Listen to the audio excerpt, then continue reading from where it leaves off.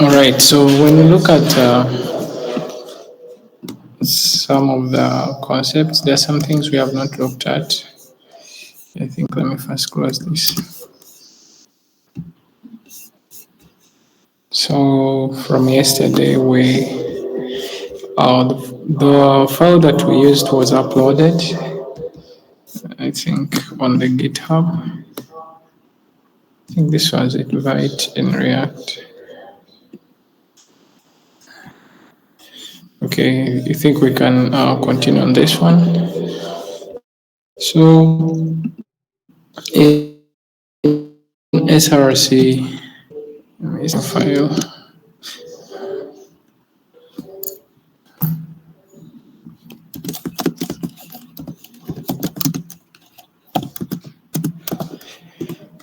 We are going to continue with use effect.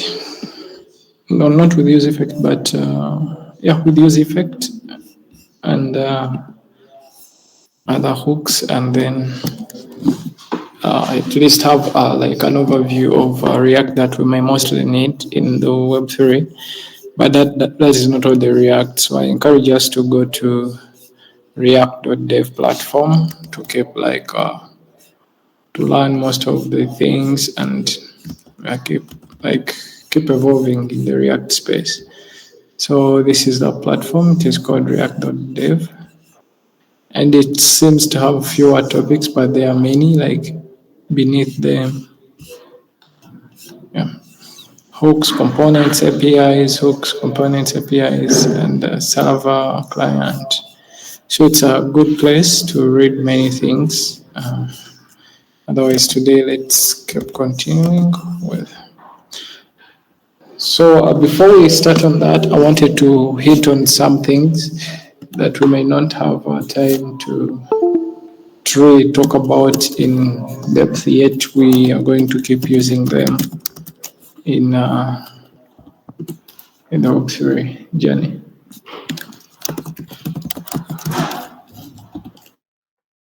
We don't have echoes, but what are providers? So when you look at most of the, I can say libraries, when you have Ethers.js library, it could be Web3.js was depreciated. So you end up having something called provider somewhere. I think it's also in the getting started. So when building interfaces to a smart contract,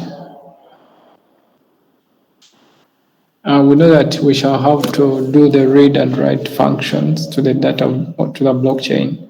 So we need to be communicating with an Ethereum node. This node contains the blockchain state and is connected to other nodes on the network. So which allows us to fulfill our read or write.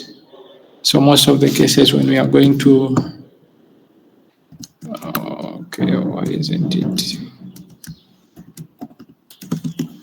Communicating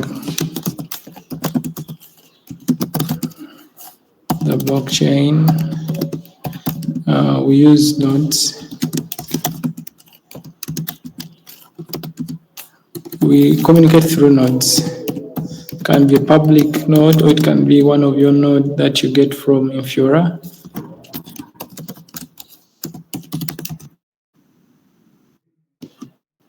Yeah, depending on type of application you're building. So the node could be something that is accessed either through the wallet or through the RPC URL. If you have an account on either Alchemy, Infura, or QuickNode. So in this case, our provider is basically an Ethereum node connection that allows you to read data from the blockchain state. So providers always allow us to read data, and I think when we are having this node token, we had this use effect here, where we said if window.ethereum, all this came from importing ethers from ethers. So we had this Ethereum, then try and wait for an account, connect an account.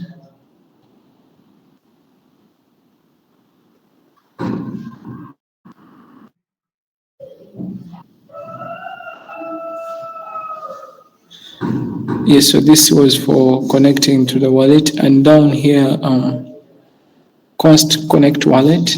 So we have our ethers provider, because new ethers.providers.web3 windows.ethereum.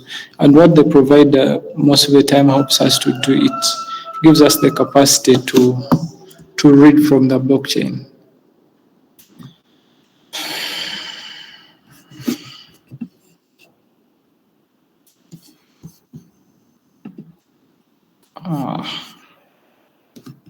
So in many ways,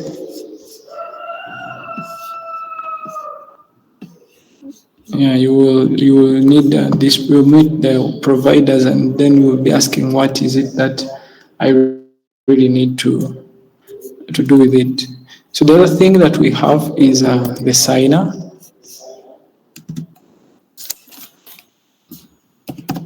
You can ask questions. So what is a signer? Maybe I can put provider signer. So a signer is very similar to a provider, except that it cannot only read, but also write data to Ethereum. You know those things when you go to a blockchain and then you want to write a transaction and you have to sign with your MetaMask. So if we are just reading from the blockchain, most of the time there is no need for you to sign with your MetaMask, because reading data from the blockchain is free. But then if you have to write something, maybe you have to approve smart an NFT, for example. When you're purchasing an NFT and you have to approve the purchase, then you have to sign on that transaction.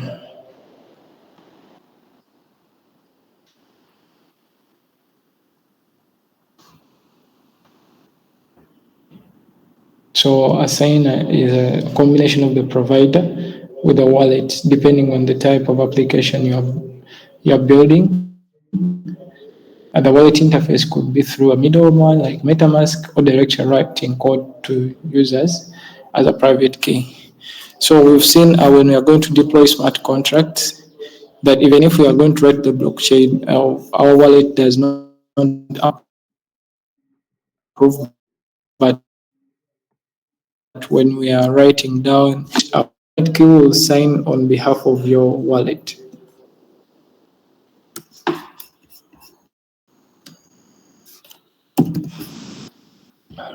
So there is also this thing called ABIs. We have talked about it. Probably we can have just a repeat of it one time. So it stands for Application Binary Interface.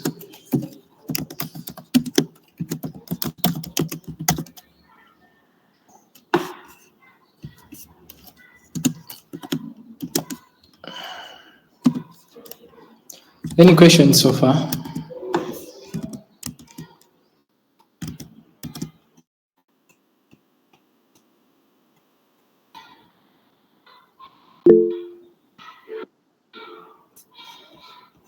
Hey Judith, how are you?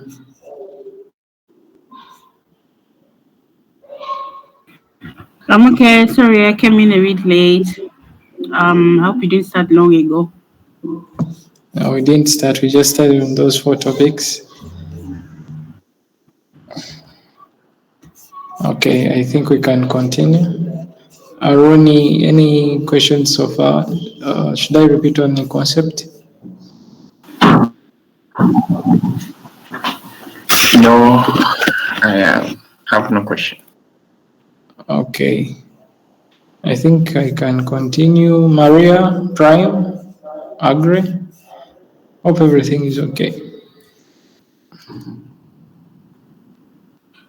Sorry, what topics have you touched again? Maybe I could research on them.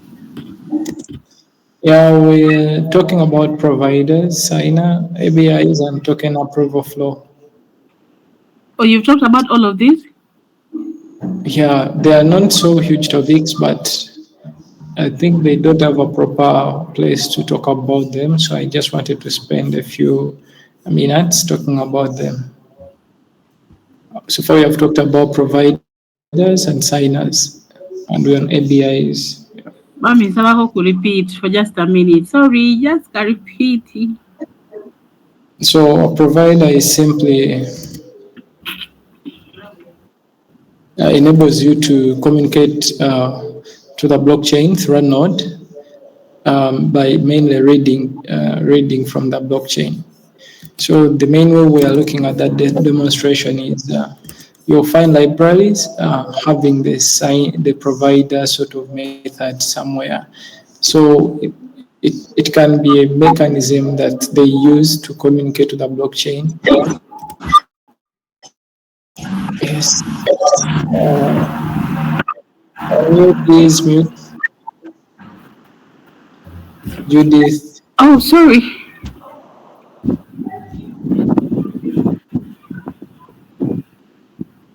Yes, please mute your microphone. Thank you.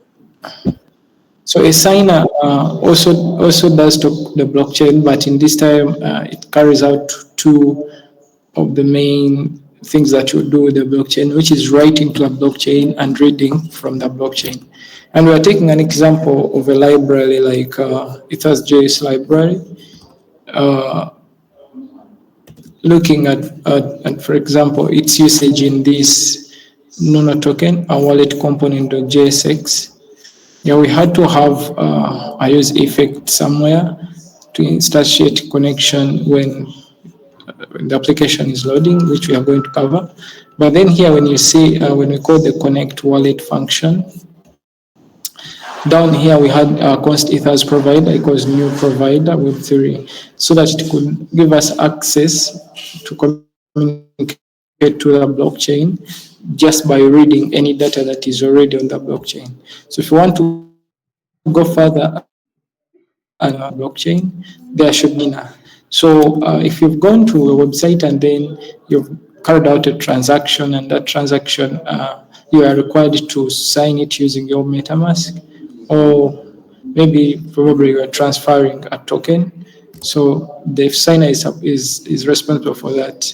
It gives you the capacity to read and write the blockchain. We are going to ABIs, and we are saying ABI stands for Application Binary Interface.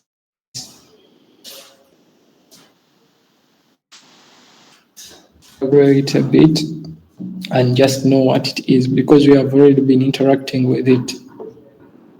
So when you compile your Solidity code, it is turned into bytecode, which is essentially opcodes.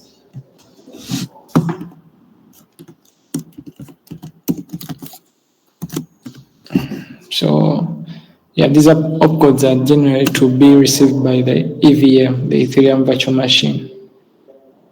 So they no longer have function names that existed in your Solidity code, nor the names of the parameters they contained, or what types of values these functions will return. However, if you want to call a Solidity function from maybe a front end of your website, you need a way to call the correct piece of bytecode from the compiled contract that you deployed on. So we had one of our first, I think the first adapt that we built.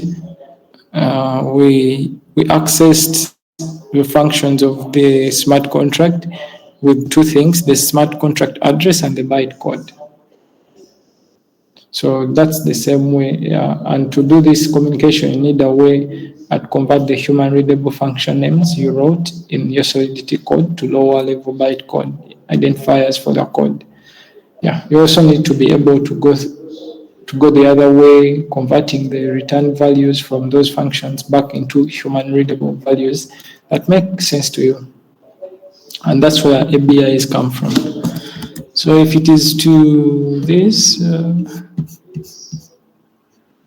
for example, if I have, let me just take this smart contract. If I save Control S and it compiles, down here, it's ABI and bytecode are given. So I can copy the ABI and let me have it just here. So this ABI will enable me to communicate to the functions that are in this smart contract.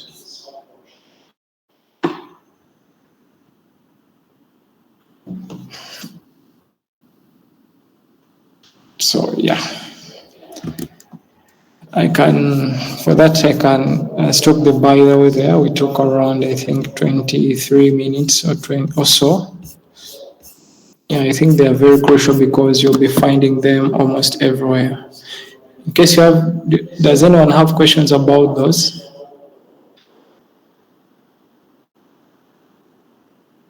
Manuel, please share your WhatsApp. Yes. Okay, on this element of the ABI, it was one of those things I was really trying to understand.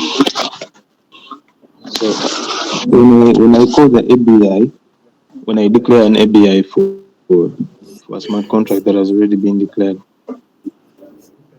does it kind of act as the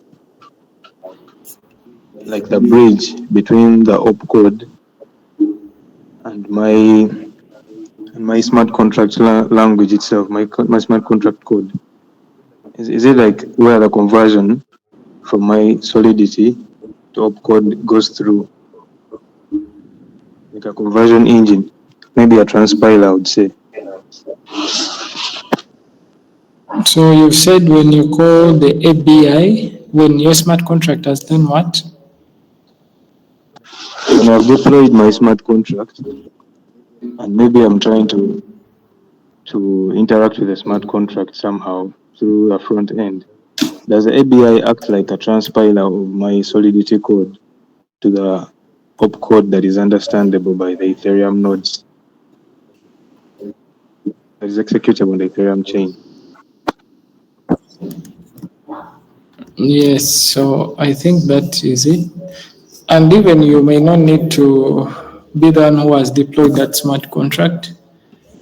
As long as you have a smart contract and its ABI, and you may not have the exact ABI. For example, all ERC smart contract have follow the same ABI.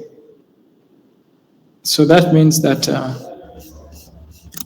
I can talk to, for example, USDT. I can talk to the USDT smart contract. I can do transactions through my without using using smart contracts by just using their ABI and the smart contract address. And once any smart contract is deployed and verified, if a smart contract is verified and has this tick, then its ABI can always be gotten from here, or you can get a standard of that smart contract.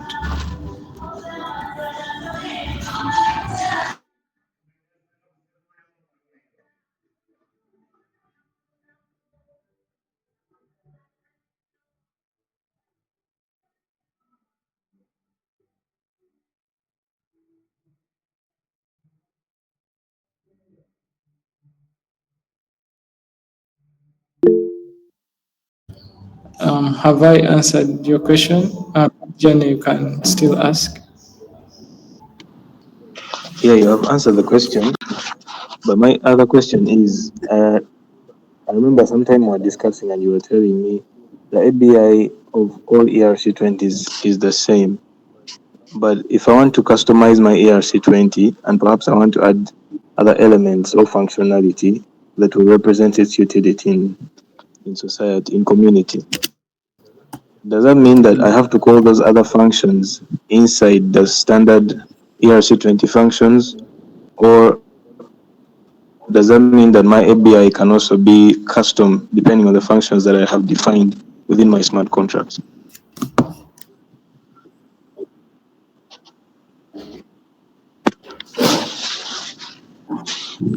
Okay, so like this is the API of the ERC20. So let's say you want to add in other functionality. Maybe you want your token to be talking to these smart contracts that are off-chain to an oracle. Probably it remains an ERC20 because it implements the functions of the ERC20. But then there are also those other additional functions. So I think there you could get the custom API after deploying and then verifying. You have access to the API here. But one time I was also like linking to an API of a stable coin, and I got this API, and communication refused to work from the Ethers library. But when I got just the ERC20 API and the address, everything was working. So I don't know why it happened, but ideally you can also pick the API from here. Or if you've deployed using Foundry, you'll get the API. Or even if you've used Remix, you have the API here immediately after compiling.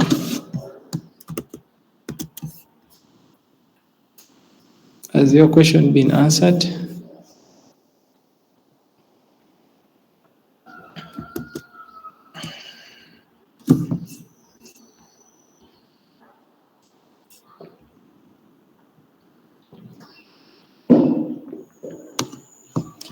So you're going, I think, to the last subject of that, and then we go back to the last parts we had to complete yesterday. Let me first delete this API thing. So the last thing is token approvals. Token approval flow. So this is 1, 2, 3, and 4.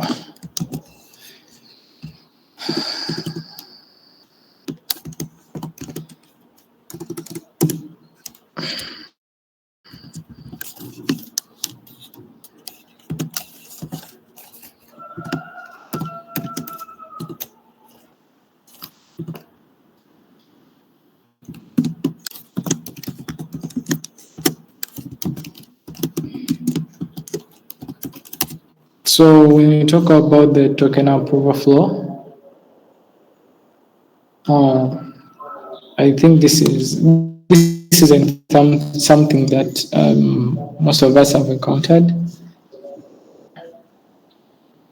by this time, but if you're going through the course, maybe you have some questions about it. So there is something about the ERC20 tokens that make them different from tokens like ETH on the Ethereum network.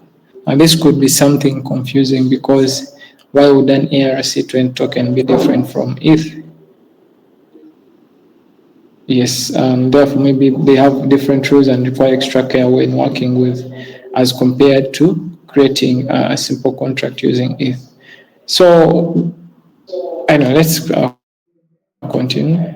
So we learned about the payable function. So for any smart contract, you have, if you want that smart contract to be able to receive funds, you have to have a function. Maybe it could be receive function.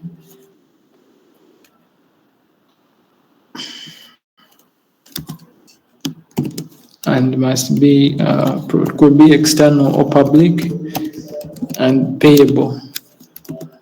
So without your smart contract having this function, it could be emptied. The smart contract will not have the capacity to receive funds or tokens, but as soon as it has this function, which is payable, can be public or external, then it can receive tokens. So it can hold tokens.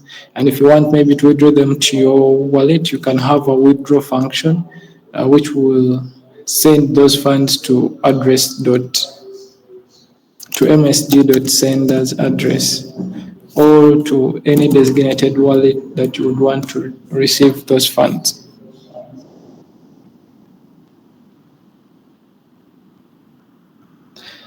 So, but one of the issues that we shall see with ETH is that by the time we came up with the rules that are governing ERC20 tokens, the ETH token was already the native token of transaction on Ethereum.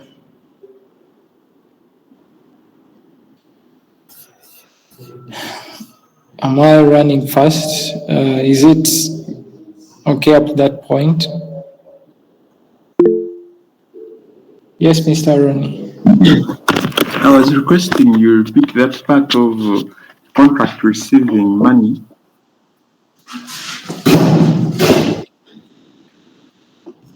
All right. So you can have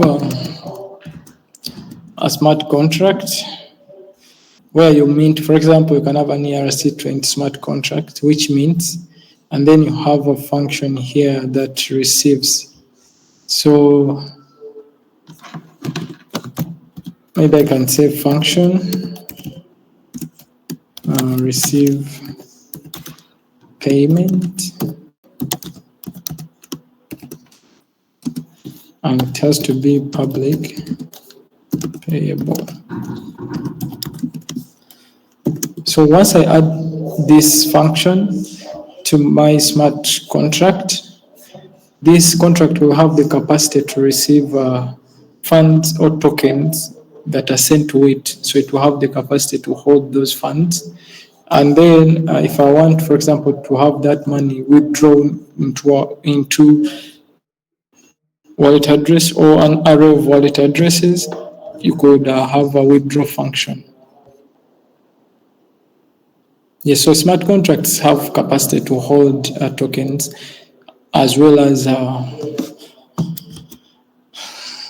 addresses, wallet addresses.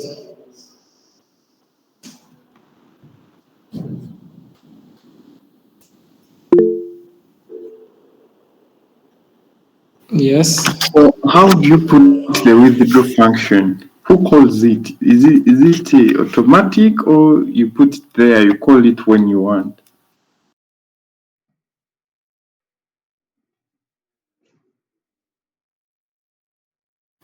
Like, is there a way of specifying that only this address will be able to call the withdraw function? Because if you put it there, how are you sure that another address is not going to call it?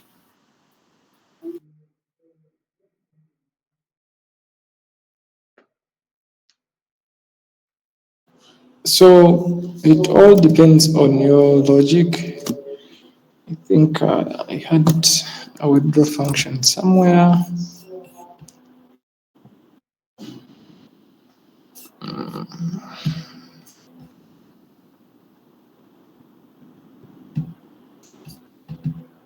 Let me see if I had a withdraw function here. Yes, so I think in this I have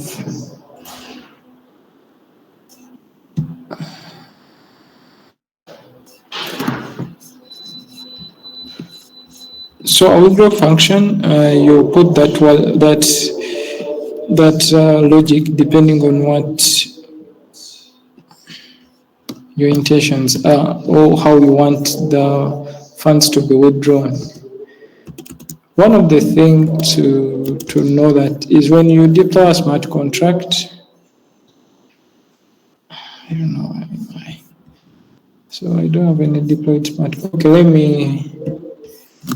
let's try to deploy this smart contract. Control save, and then go to deploy. Let me just deploy on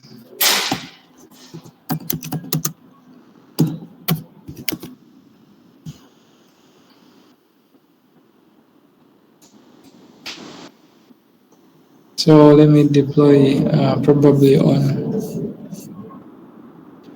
Risk Sepolia tokens.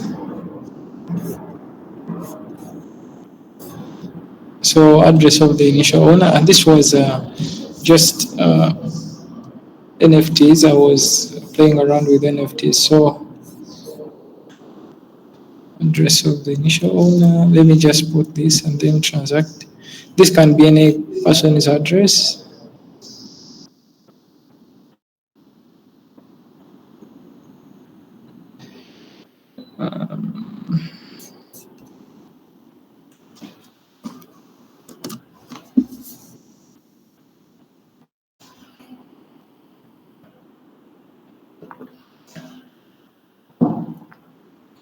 Oh, here I had not changed injected provider. I really always want to deploy it to. One of the reasons I always want to deploy it to testnets is because all your deployments are always there. It is also like a portfolio. If you ask how many smart contracts have you deployed, and you can just give someone your active development wallet address to look through. So we have deployed.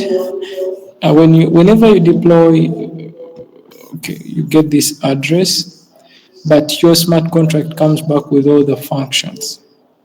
And these functions can be accessed in your front end through a library to write. So all these public functions. So these functions are more than this because of the inherited smart contracts. So you can have a withdrawal whereby maybe you describe the logic of the withdrawal to be initiated. Maybe the wallet addresses that are supposed to receive the funds are supposed to be approved by a given address. So maybe there you have a place where you, for example, put the address and the funds and then say approve. And only the wallet address that maybe if it was the deployer, msg.sender, only that wallet can have like the capacity to approve. So I was showing one of the. Has that statement been understood? Wanjiddemu ku batono.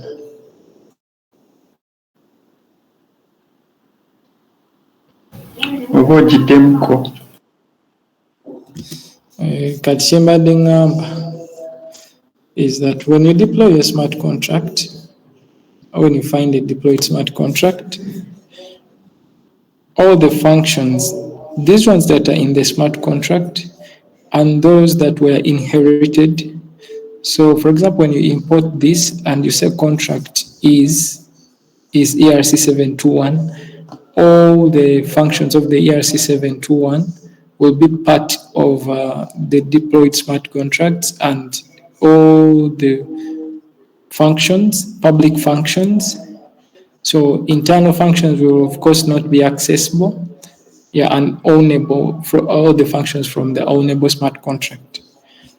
And when you deploy your smart contract with the address, this address and the ABI, which is this one here, you can talk to this to the functions of the smart contract from your front end.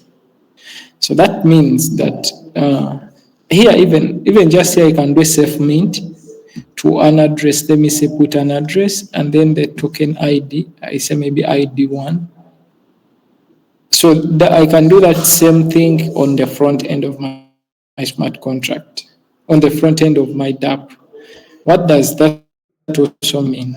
That means that if I put a withdraw function in this smart contract, I can have access to that function from the front end, depending on the logic that I put in the withdraw function. Maybe I would not even want to have it like accessible, and I make it internal. Then I say maybe probably every 1 day, send all the tokens that have come to the smart contract to this wallet address. So it depends. So on that, I wanted to show some of characteristic of a withdraw function, how it can look like probably. So in here I had some logic for a withdraw function. So it's all about you to describe the logic of the withdraw function. So maybe in this smart contract, I'm just going to have a payable function.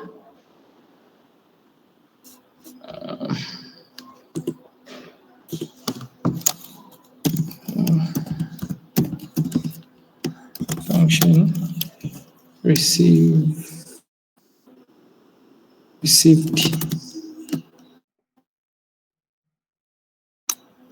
the amount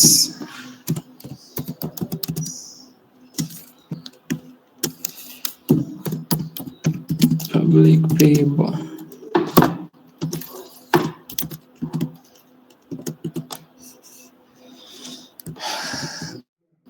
So I have the function to receive, and then I have also this function to withdraw. So this function is getting address of owner. I think this might be somehow wrong to I was writing it in another contract, but then it gets the amount and then sends to the owner of the smart contract. So I had put the owner as the deployer, msg.sender. But yeah, this is like some logic that I've used. But if I sort of do control save, or I come here and compile, and then I deploy,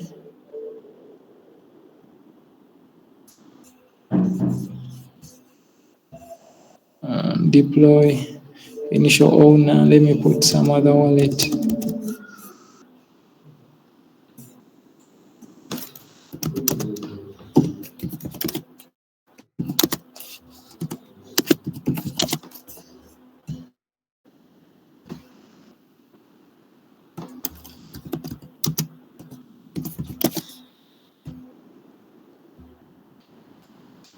Let me just put this wallet. It will disturb me. But yeah, I can. So that means that the person will initially own the first NFT. Will be that smart contract. Will be that wallet. So this was about an NFT. So I finished creating, and then so this is the newly deployed smart contract. So when I click down, you see I have received amount,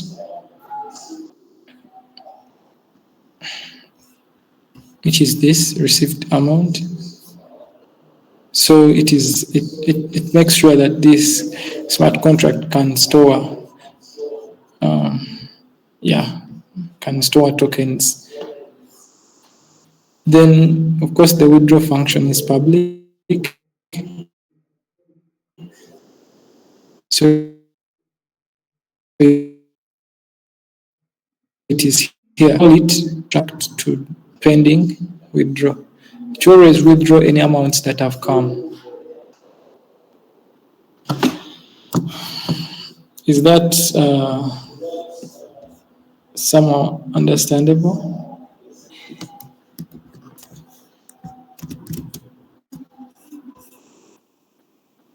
Yes?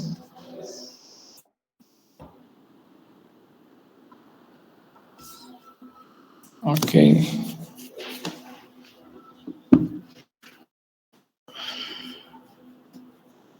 Time seems to be flying.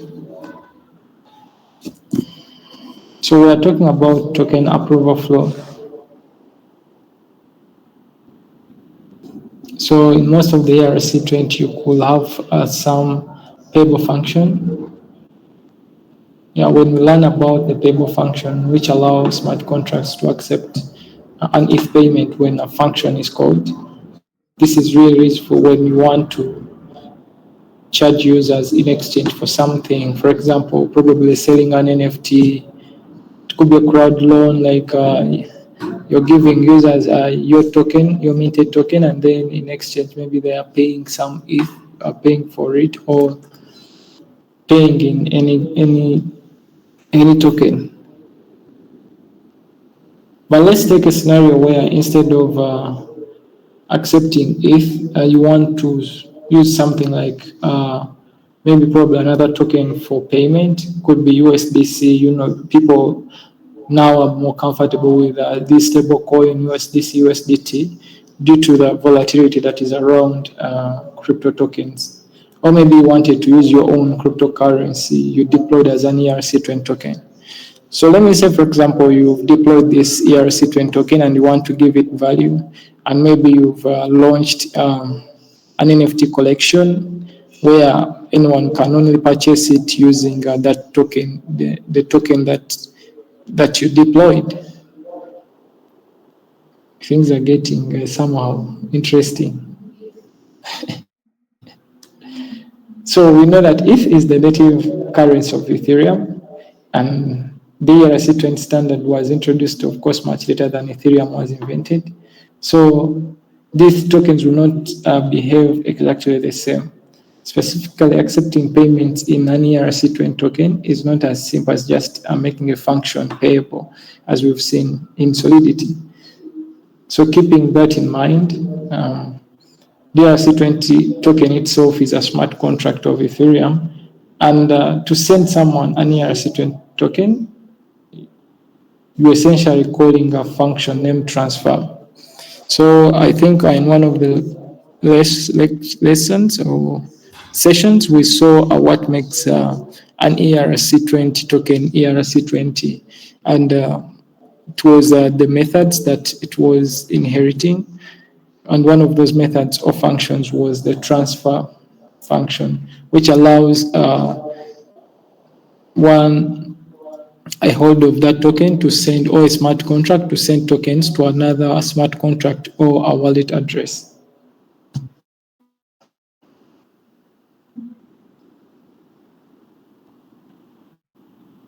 So probably let's think about this a little bit. Is my analogy coming, or I'm just talking too much?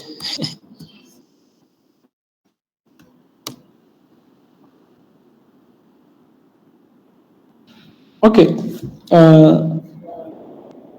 I think you can now send the ERC20 tokens along with sort of a function call, like you can do with ETH.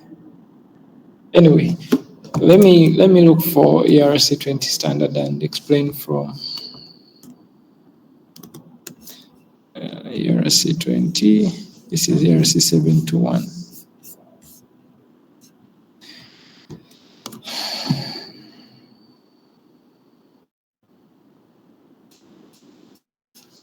So the reason I really brought up this topic is I can even leave it at this point to make you inquisitive, but ERC20 tokens were invented actually way after the ETH token was brought. So there is a way you need to deal with it in case you are creating an app, for example, that accepts gasless transactions.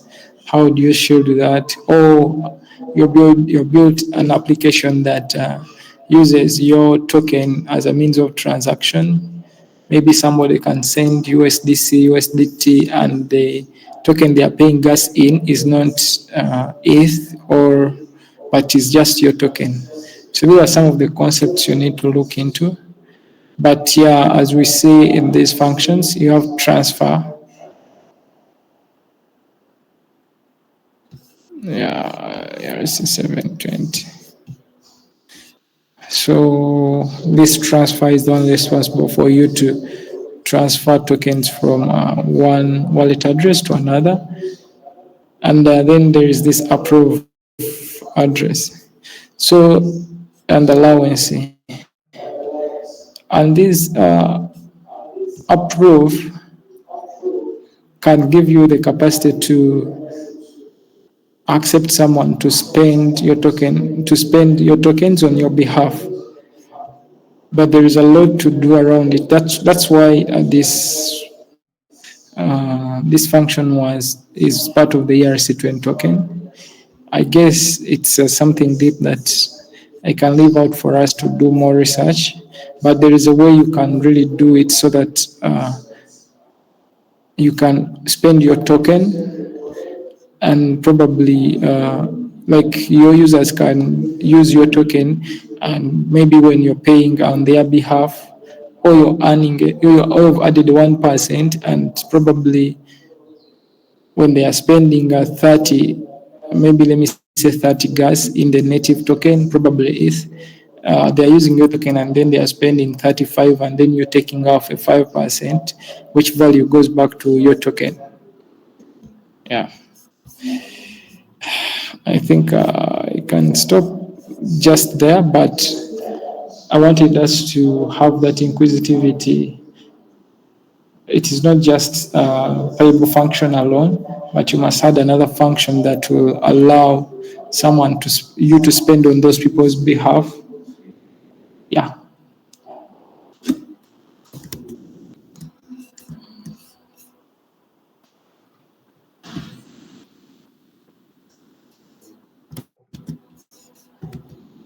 We can take a small break and then we go to what we were meant to also do today, which is continuing with React.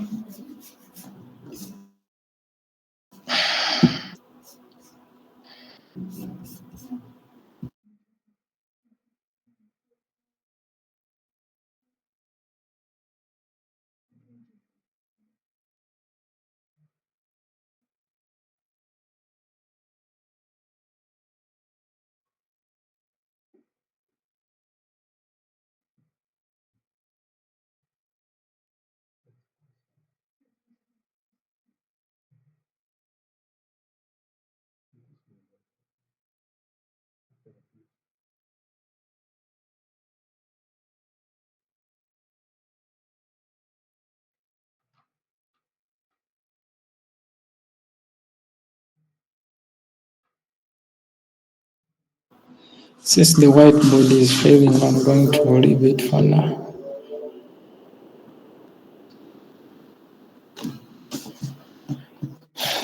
So we also wanted to discuss about how do we want to take on next week. So in this break, I think we can really talk about that like for 10 minutes, and then we resume with React.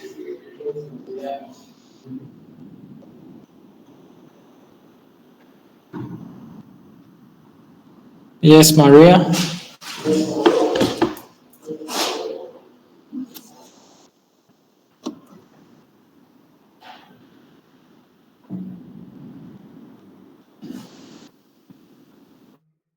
So what's the best way to approach next week?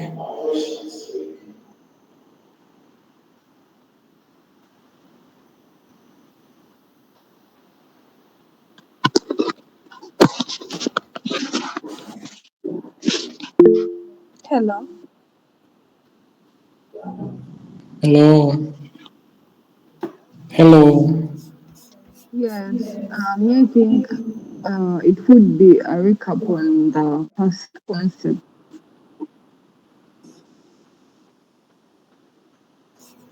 What we didn't grasp or what we didn't understand, it would be the perfect time for us to go through together. Yes.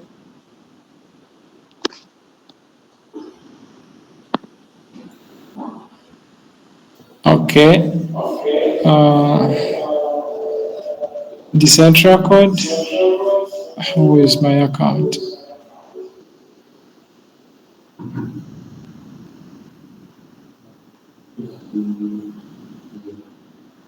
Yes, so your hand was up, the central code.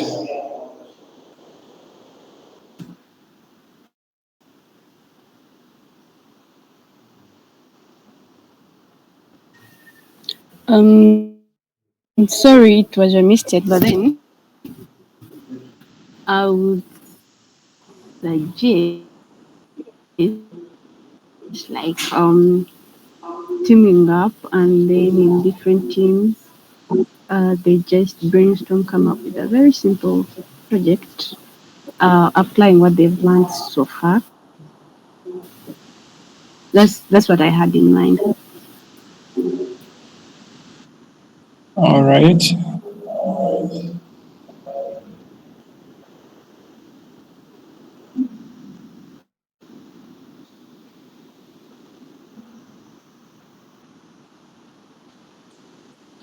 Agree.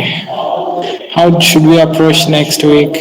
Should we have these sessions, or it could be more in person sessions? Hello. Hello. You can hear me? Yes. Yes, clear. So, first of all, I'm really grateful that I'm part of this bootcamp. I look forward to learning so many things. And today being my first day on site, it's just exciting and most of the things seem new.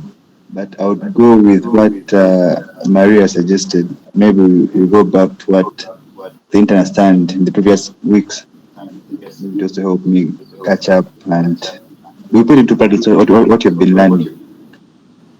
That's all I can say for now. All right. That's good.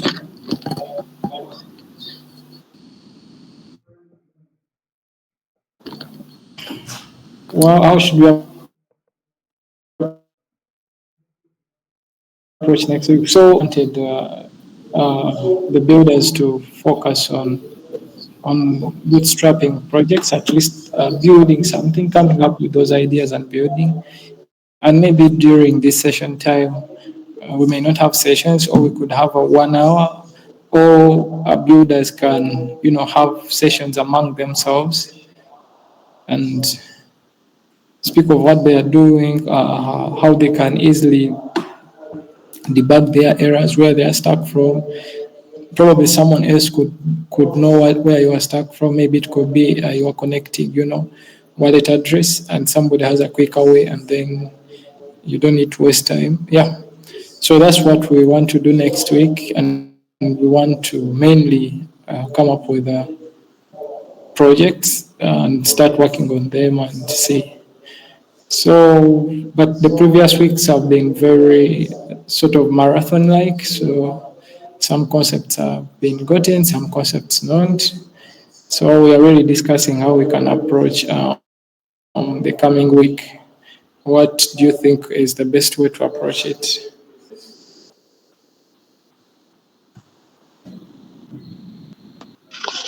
Okay. My approach, my suggestion would be because the truth is we have different concepts that we. So I might be versed with something and someone else isn't. So I recommend, if possible, we could each write down the concepts that we think need to be revisited, so that when we are planning for a session, perhaps not going to be official like these ones we're having throughout this week. Since they're going to be kind of revision sessions, I recommend we each write down the concepts that we want to be revisited, put them in the Telegram group, and then you can choose a particular day and say maybe today, Monday,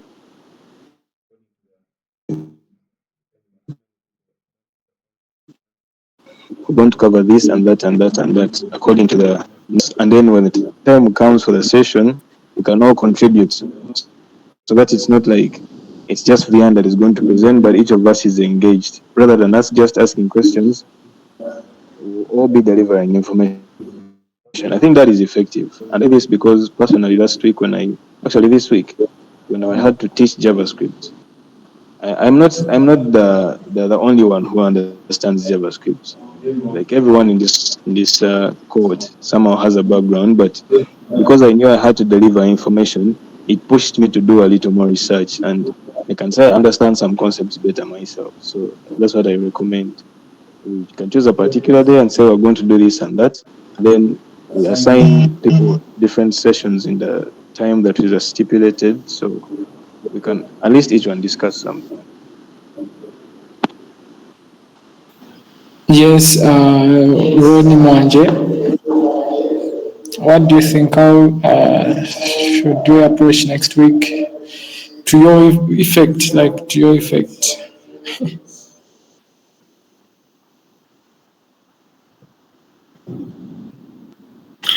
Yeah, I think, as they've been saying, going back and passing through some concepts, making sure we get them, and another one has said, working on a project. I support anything really. For me, what comes is what I go with, but mainly if we can go back and make sure we grasp some of these concepts, because some of the concepts are we really got small knowledge, and it just passed like that. If we can go back and maybe get more from those topics, it would be great. But anything that comes up, I can go with that. All right. So yeah, I think we can maybe probably write each one of us can write something, the concepts they think that needs to be revisited, and also what you think others can take you through, and put them in Telegram, and then yeah, we can see next week.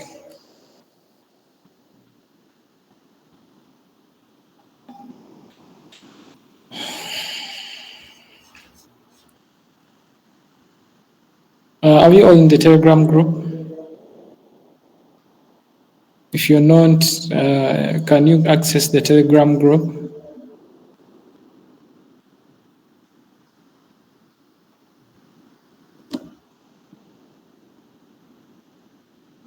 So let me take silence for a yes. It is exactly. Agri, are you on the? I was trying to ask Agri, are you on that Telegram group? Agri. Sorry. Yes, I'm there. Oh, okay, sure. Okay.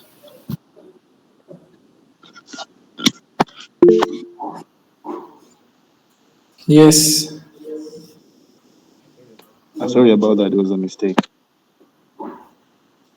Okay, so let's start use effect.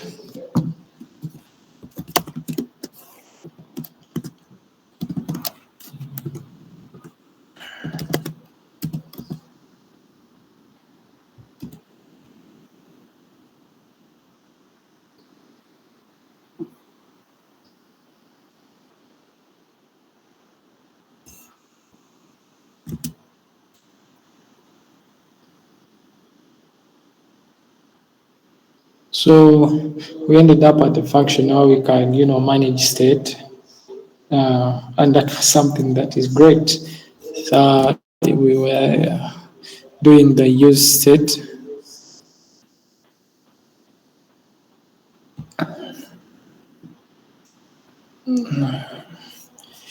Is it interactive or reuse? I don't remember.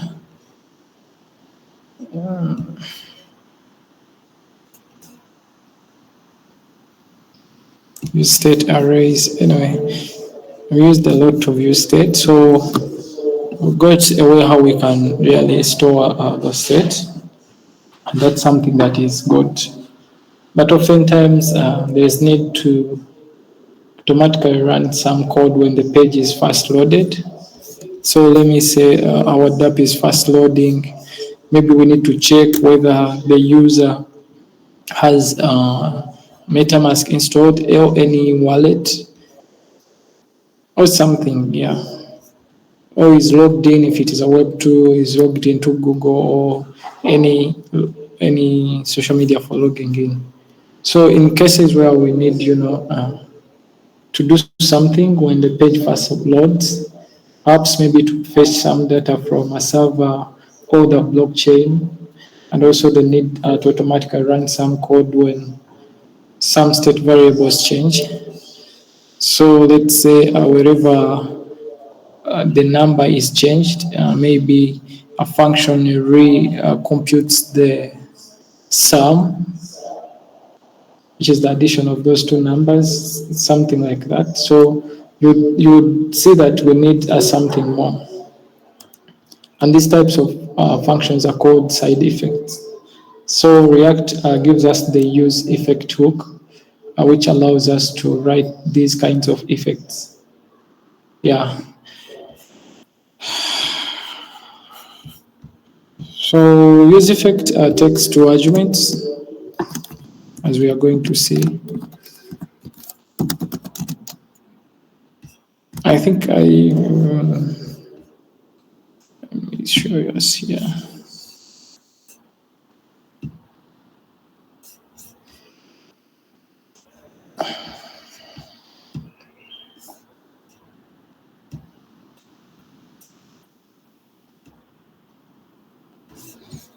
So I have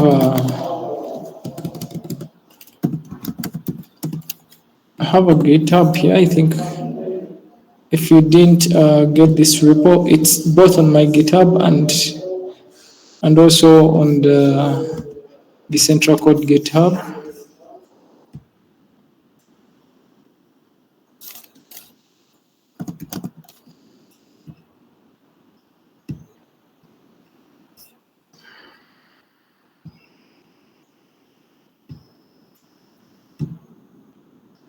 So the Central Code GitHub, I think I forgot that. Yeah, so I think is the decent React. So you can come fork or fetch it. You give the Central Code some stars and thumbs up. Yeah, I was told those ones are useful. And then look through those functions and components that we really looked through. So when you come here, everything is here, and everything I'm going to do, I'm going to upload and update this application or DApp. So as we have been saying, use effect takes two arguments.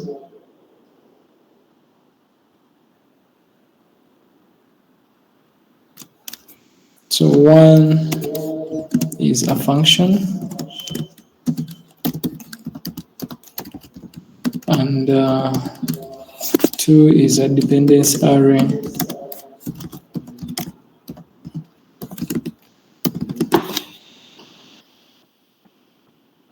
So the function is the code that runs when the effect is run, and the dependence array specifies when to trigger the side effect.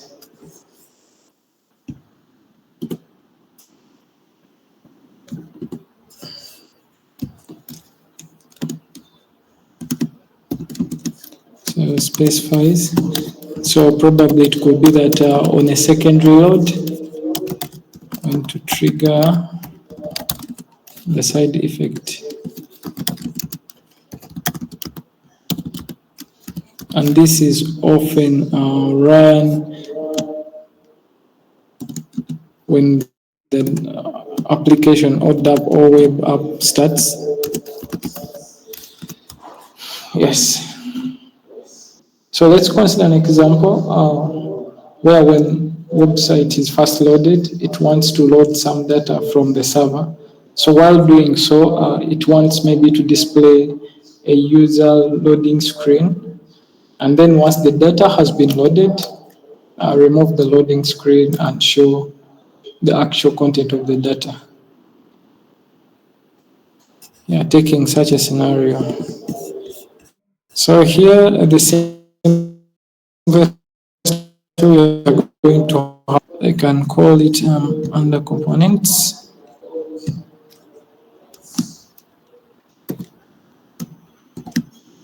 So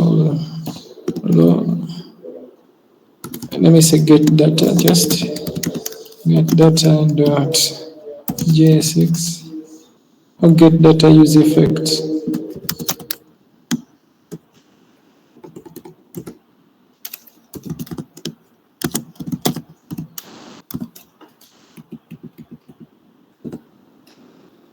Okay, so yesterday we learned some shortcut which is RFCE.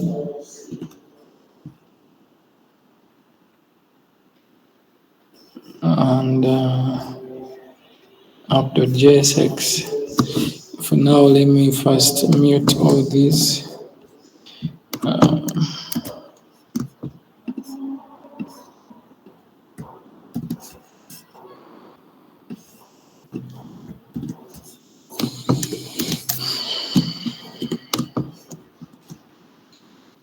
So we have called it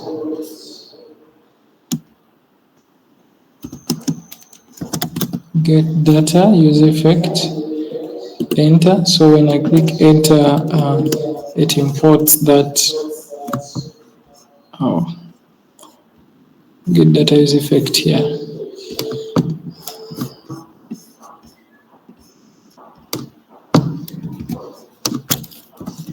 So npm run dev.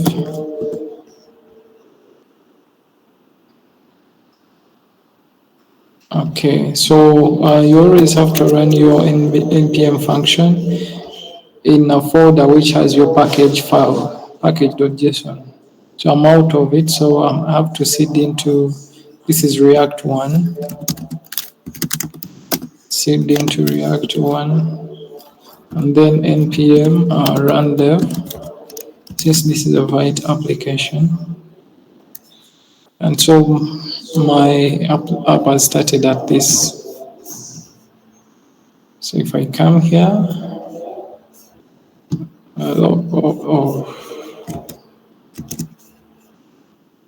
so start a Vite application, localhost 5173. Yeah, absolutely. There is.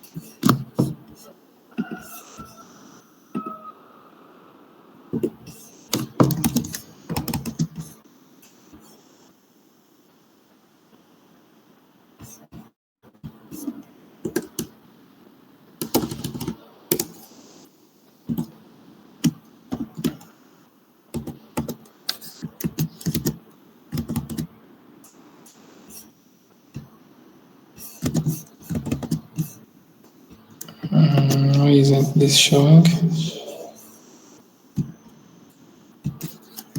Control save. Yeah, so I think I only need to save, and we can see get data use effect. So, which is the H1 in our in our component.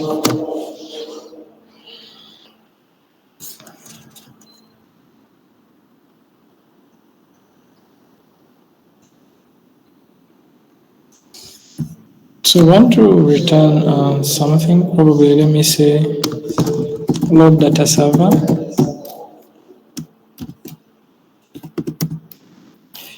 We can return a component. We are going to return just a function. We are taking the scenario where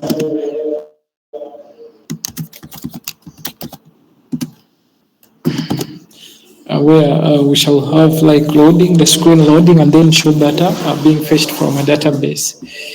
I think it's a good scenario to use effect. So yeah, we are going to call it as a function here, and then we can define it up.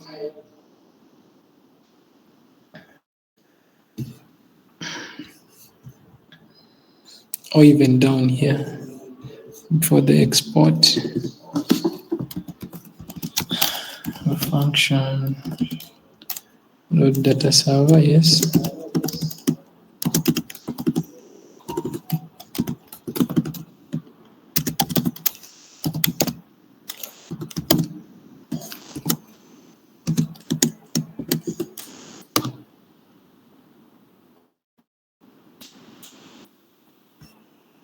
So we want to return data, we can use the use state.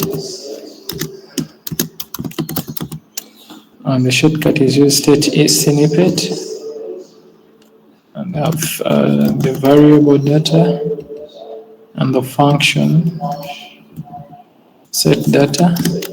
This can be D or nothing, so it doesn't have to be like this.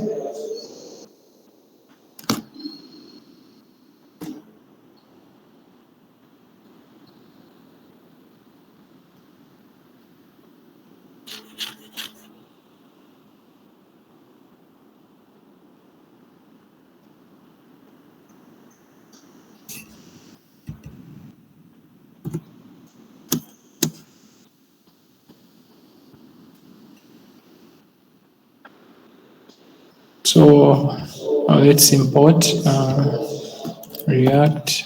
I can even remove React since we haven't used it, and use a use state, and probably use effect. Oops. So the reason why, can someone tell me why we are importing the use state and use effect in curly braces? Actually, here I can put React, and React being outside of the curly braces. Yeah. Anyone?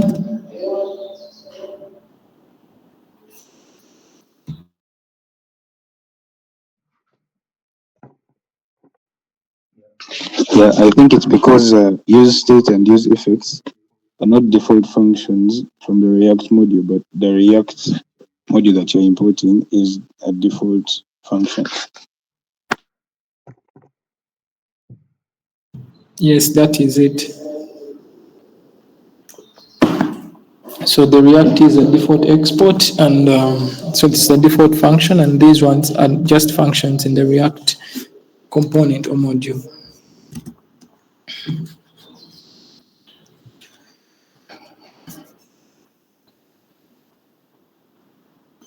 Probably we need something loading and set loading. So use state snippet. You can write it fully, like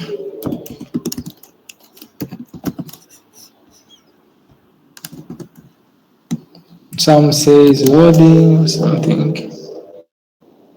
So for loading, it's a Boolean. It's either true or false. And it is false, not true in the start.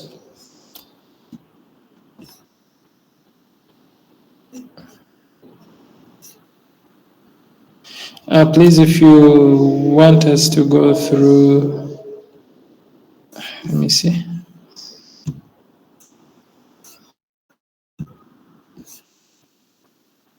So whatever it is that we to go through the recap, ask all of us to post in the Telegram.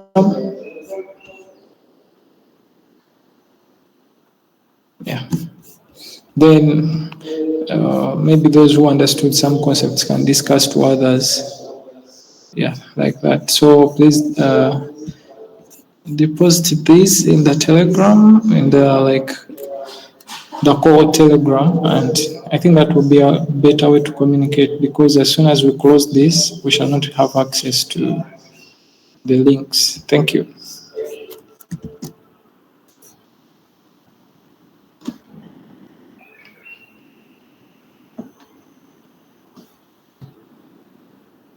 So if you're going to wait for some sort of a data loading, so we shall have an async and await function. And we saw async and await not from React, but from JavaScript. So async and await are very prone to JavaScript.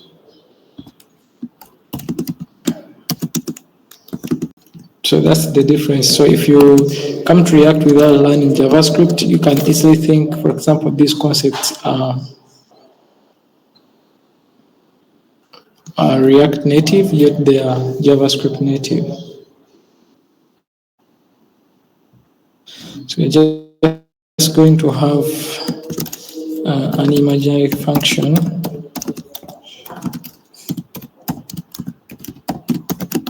that performs some call.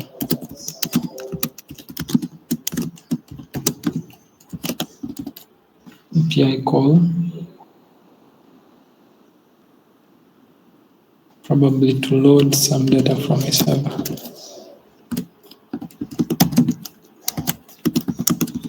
So maybe in this time you would be accessing your data from either the blockchain or using the fetch function if it is coming from the API, or Axios if it is a library, if it is a Web2, some sort of things.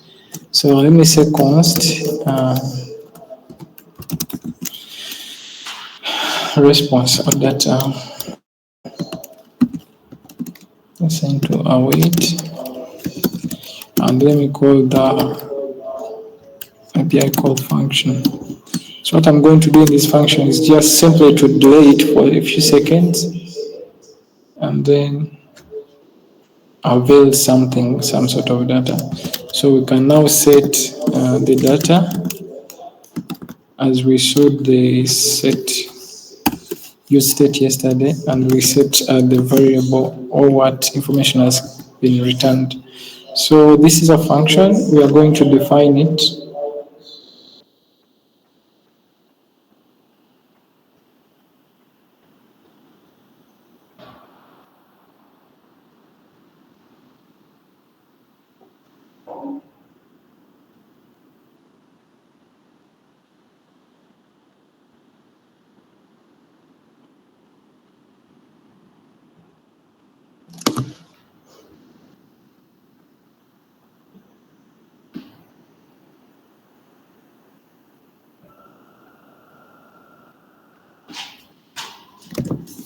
A minute.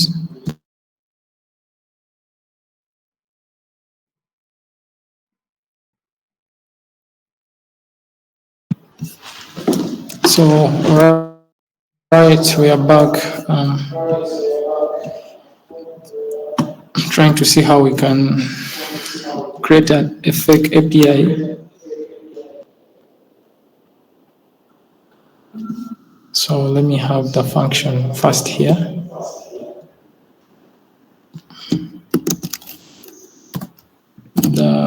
The fake API function.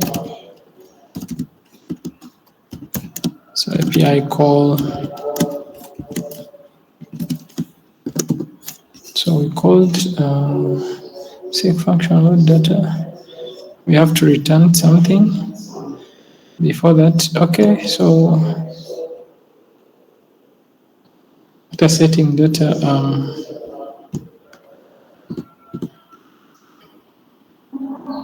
you can probably have a return.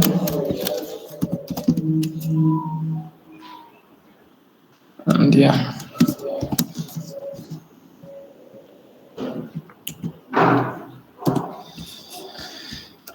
So let's first go back to our function. We have a function get data, so we are returning simply just this function of load data server. So in the function load data server, we are having a variable that will hold the data, which is called data, and then function set data. And we're also having a loading function to make sure that before the data shows on the screen, we can maybe display a loading button or a loading screen. So for this data, we are waiting for it from some API call function. So await API call function. And then here, what do we want to return? So we want to return, can take a div.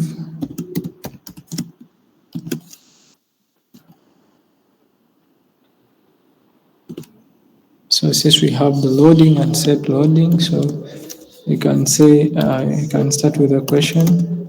So initially loading is false. So we have, we saw these operators, I think in JavaScript. This question is saying, is loading true? Then the screen will show the word loading. This can be different. This could be an entire sort of like a skeleton data that shows that data is coming out, like the way you saw on Twitter, on X, when data is loading, or then we can show data when data is back. I think someone is having a question. Yes? I just have a little suggestion just to demonstrate the operation of that if function. Like for the API call, which you are calling in the dummy function, instead of it being just dummy function, could we create like an asynchronous set timeout function so that we could see the if function working in real time? Or you just set out how much time it should take for the function to return data onto the variable. All right. Yeah, I think that's what I'm going to do here with this API call function. Yeah. So we are having a return that will say loading if the data has not yet been loaded, and then data and display the data because it's a variable that is going to be gotten from this API call function when loading has finished. So let's have that function.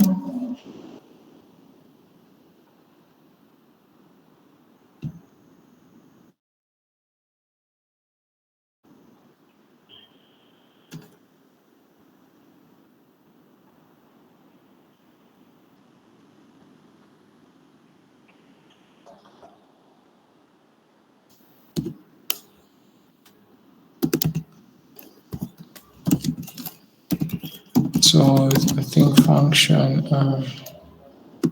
API call.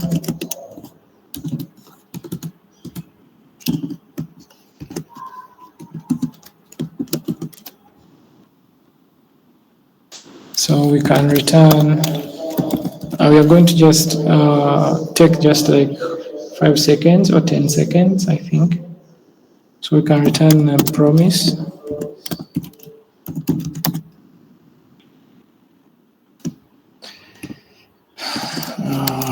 Remember, as we had like things on resolve and reject. Whenever you see a promise, there should be something about resolve and reject. So you can just say set timeout.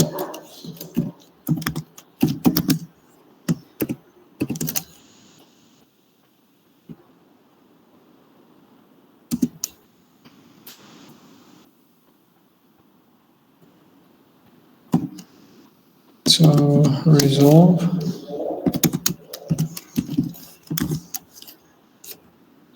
And the data that we want to be returned, let me say, yeah, data from server is here. And then we can say before that, we give it,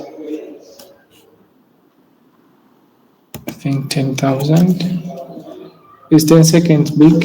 Maybe 5,000. 5,000.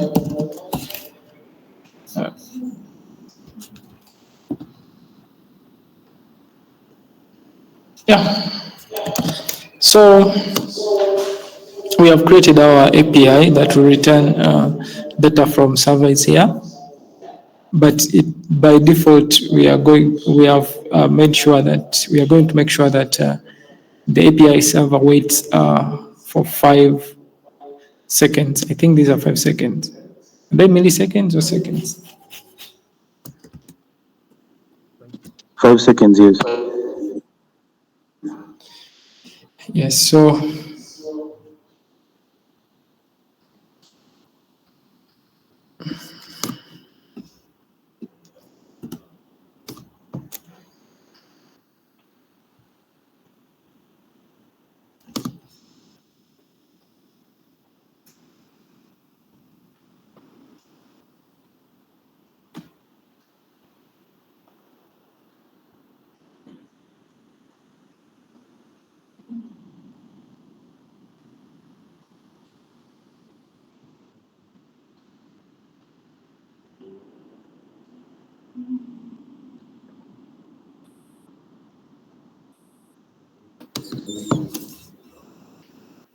Okay, now we have to trigger this API to be called during when the page is loading. So that means that when the user visits the application, this data should be fetched. And then there we shall need a use state. So I think we can put the use state here in the load data.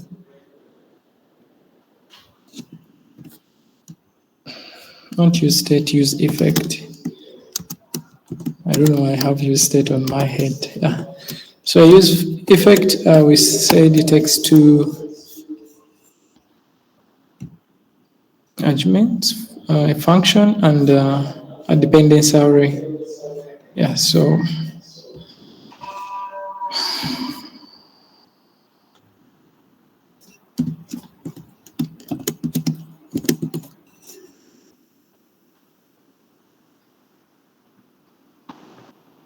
we have the use effect, and initially we want to make sure that we set loading to true, then load data, and then set loading to false.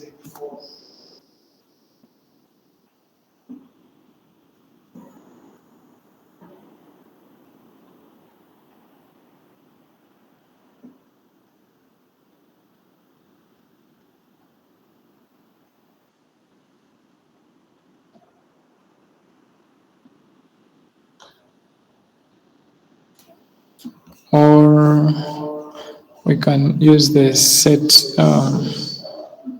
loading outside of load data. I think I've over broken this down, but I'm going to first of all write it when it is huge, then keep compressing it. So one of the reasons I want to write it when it is huge is for us to understand, and then because if I compress it, many people will not understand it.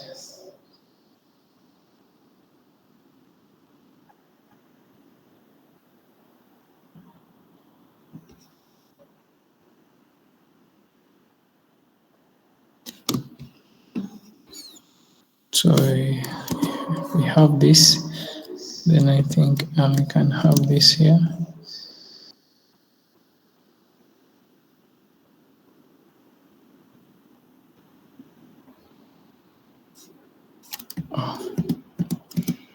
Const data equals await API call data, set data to data, and then set. So after calling the data, we can set loading to false. So somewhere else we need to have set loading to true. I think after we start the function, we can set loading to true. And the reason for this is because we want the loading to display. Then, what is this? Declare a new data from the API call method. Yeah. So I think here we can now use the use effect hook to give it the capacity to load while the app is starting. Perhaps I should stop talking a bit.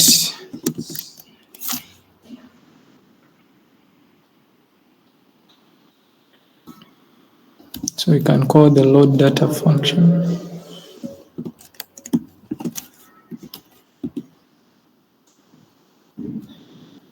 So on load, we shall have the load data function, and then this is where the dependency array goes. So that's how the use effect is. I think I can write it here. So use effect.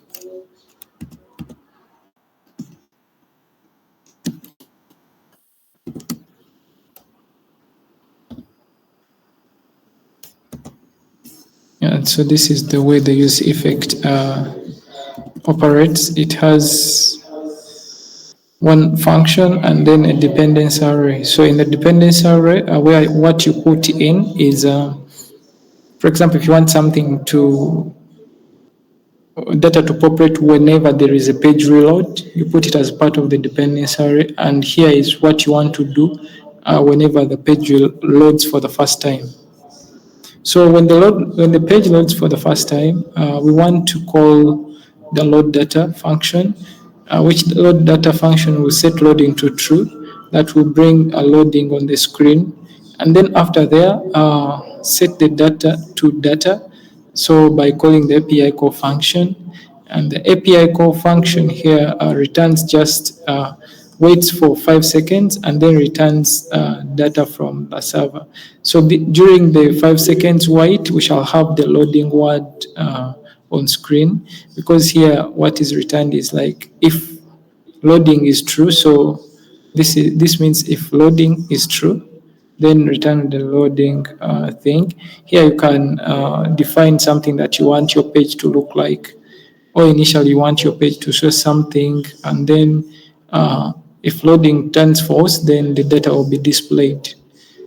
Yes, I think this is it. Otherwise, use effect here. React hook use effect is called in a function. It's neither a React function component nor a custom React hook. Must start with an uppercase. So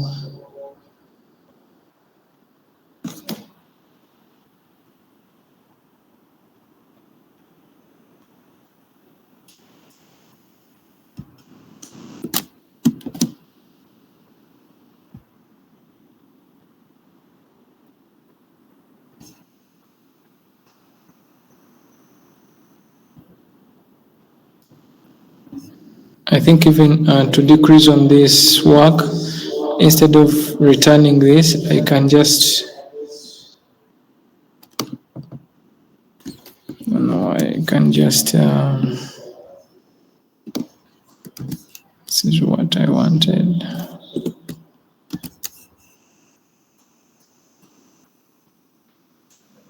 So instead of just returning this,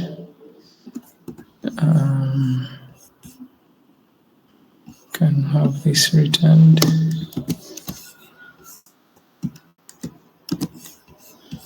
So we'll set data loading, set loading false.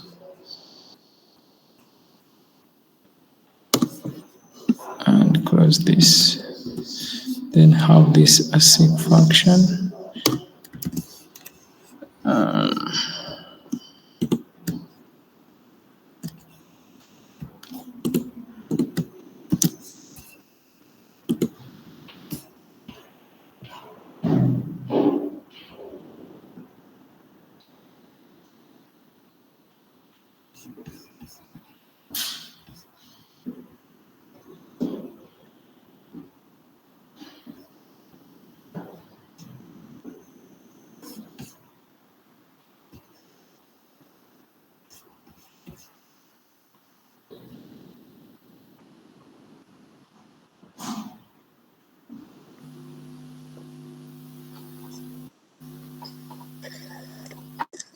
Yes.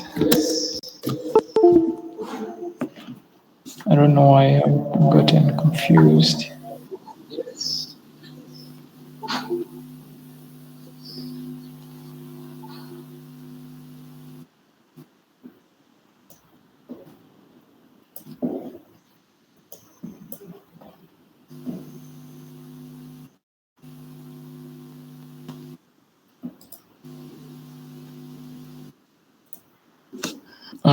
Just a minute.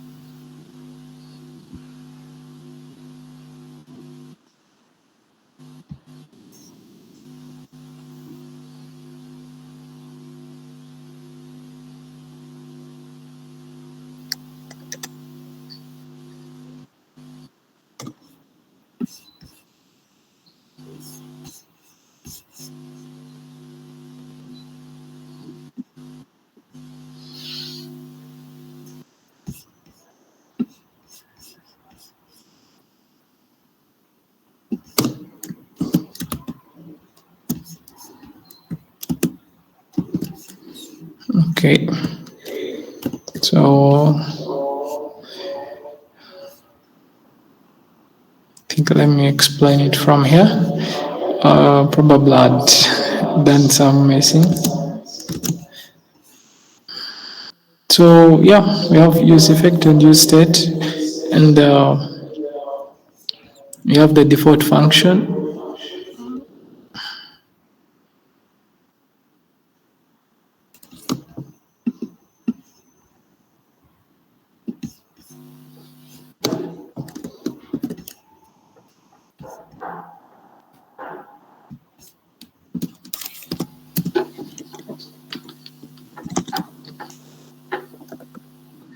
Export default function, load data from server. So I don't think I have up somewhere. Okay, let me first run it.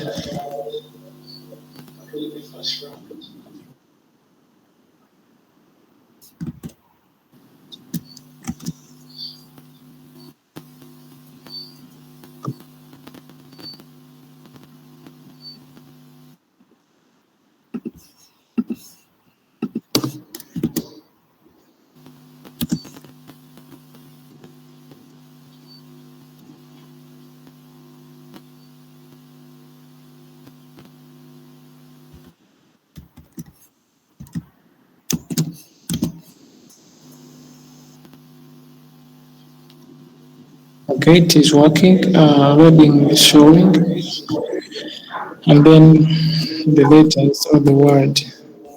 And now let me go through it. So initially I'd written everything in the default function. I was practicing this, and I think I wrote very many small functions that have confused me a bit. So we have export default function, load data from server. So this is our default function. I ask that whoever has their microphone on can please unmute. Yes, so in here we have the use state, and this use state is going to be hold the data. I don't know who has their microphone on. Okay, thank you.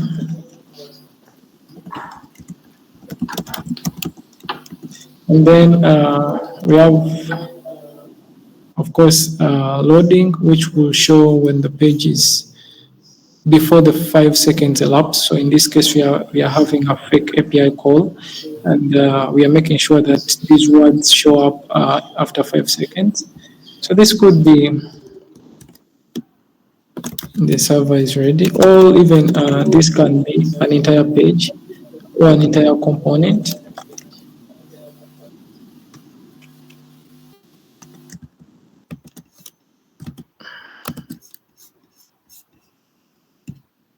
So loading 5 seconds, then the server is ready, will come up.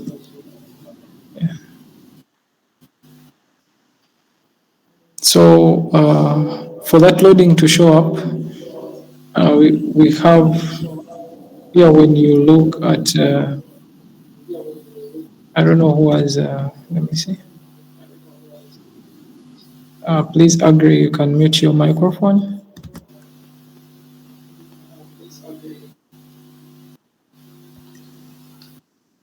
Thank you.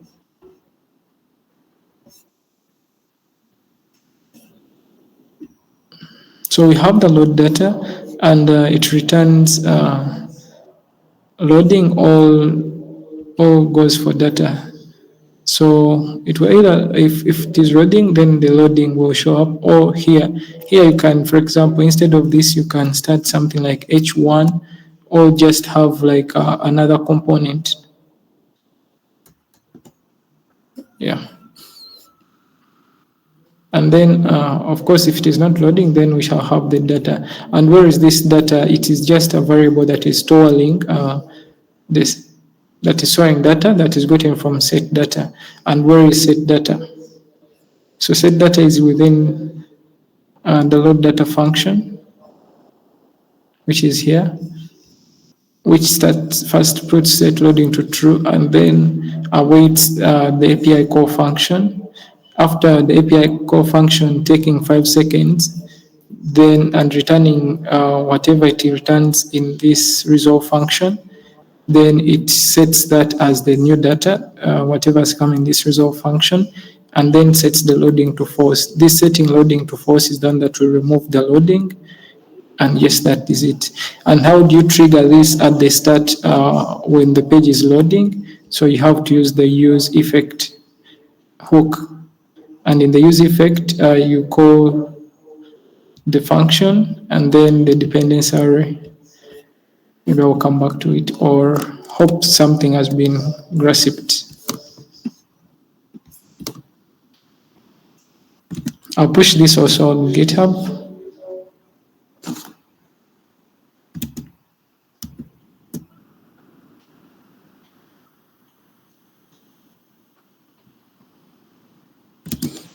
What I wanted to do initially, what I was thinking is I wanted to remove this function because I was thinking that this code is a bit much, but I guess I'll do that offline and have something very, very small, like tight.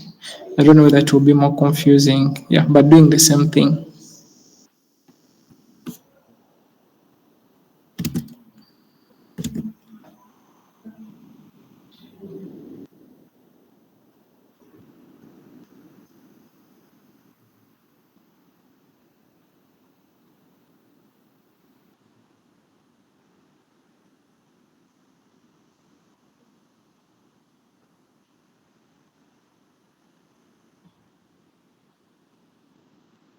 So we can take another scenario of use effect where we utilize the dependency array. So if I give a variable in the dependency array, that means that wherever that variable is changed, this could be, for example, something that is accepting user input, and wherever this is changed, there is data reload, and then use effect is called because it takes on two functions. One is a function, two arguments. One is a function, and the second one is a dependency array that goes here. So we can have an example to do with that.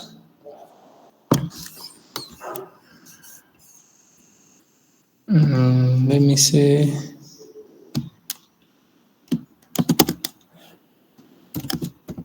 dependency array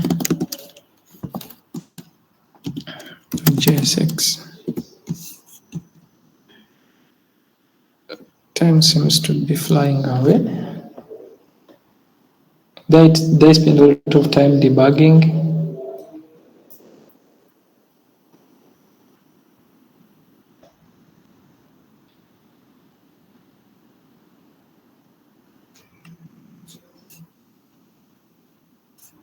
So RFCE.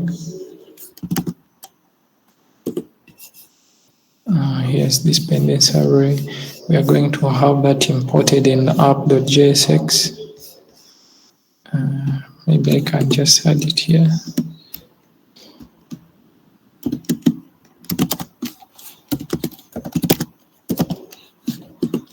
Okay, so it has been imported, dependency array imported from components, dependency array.jsx. If you don't have this import, you can import it manually. Sometimes it does not show those, so that you have it imported. So if I, for once, I first, deactivate this and Control S to save, then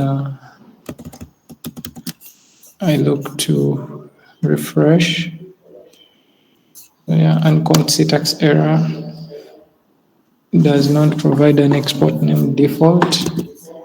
Okay.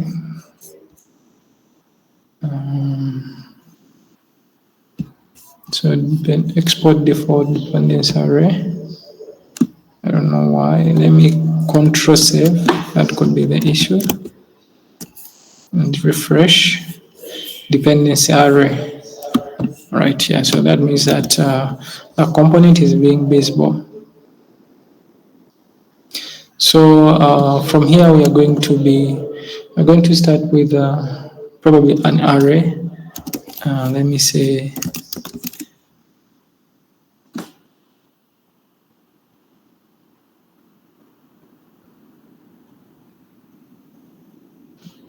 I want to sort of create a search whereby we are searching from the array. On a deeper note, you could be searching from tables in a database, and then so wherever a new search number is input, then we can iterate through the array and through the use effect return such a thing. So I'm just showing the different use case scenario. Probably I could start from here down so that we can get to know what this is all about. So let me say I have a database and I have an input.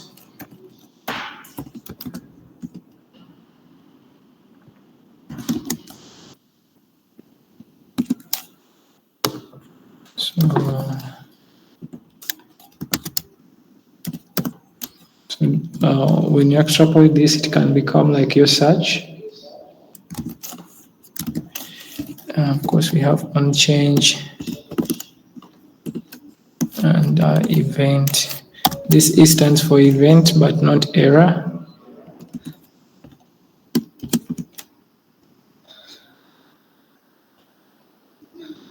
So we can have a use state for what is going to be returned. Probably let me say we are going to have a search text.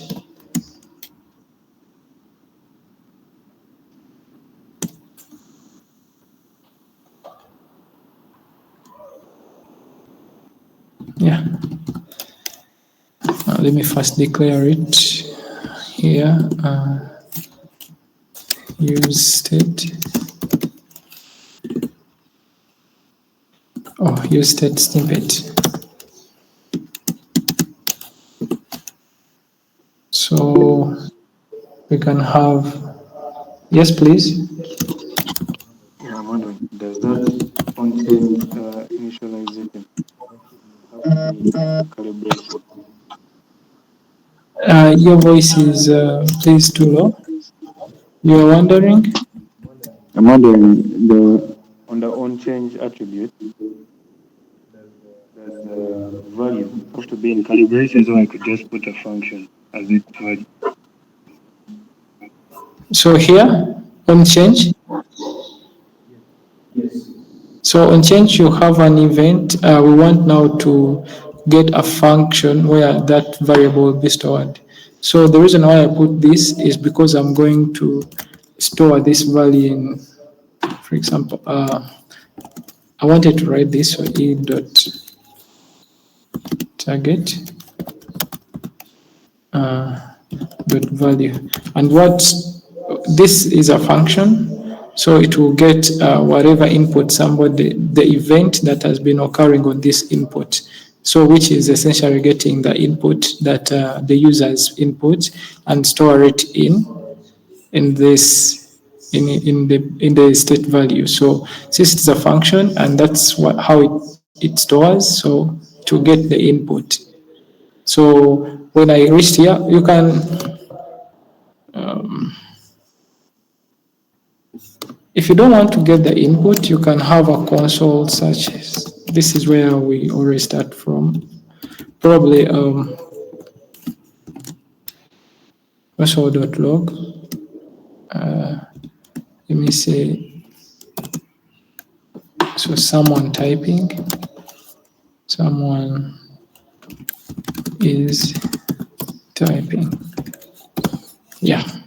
So you can have this on change. That means that whenever something changes in the input, this will be displayed on the console. But now, if you want to pick what someone is typing, that's why you call the such text, and make sure that you store it here. And here we are going to accept text because we expect text. Have I made some answer or?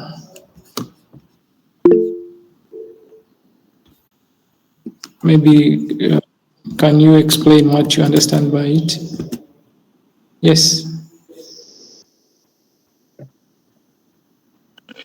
Okay. What I understand by it is that fetch such text is a kind of like a method on the input element. So it just takes whatever has been taken into the input and then stores it in a variable.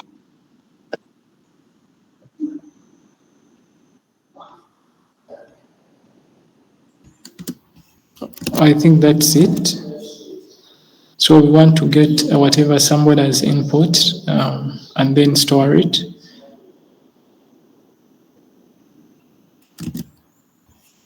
Thank you for that input.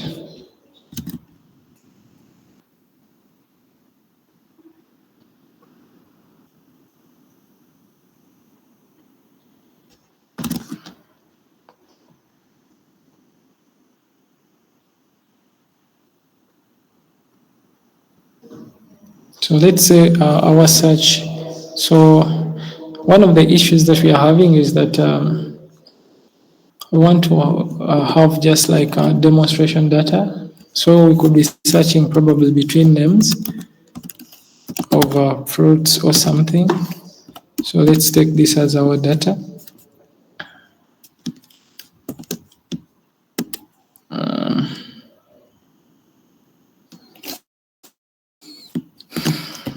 Apple.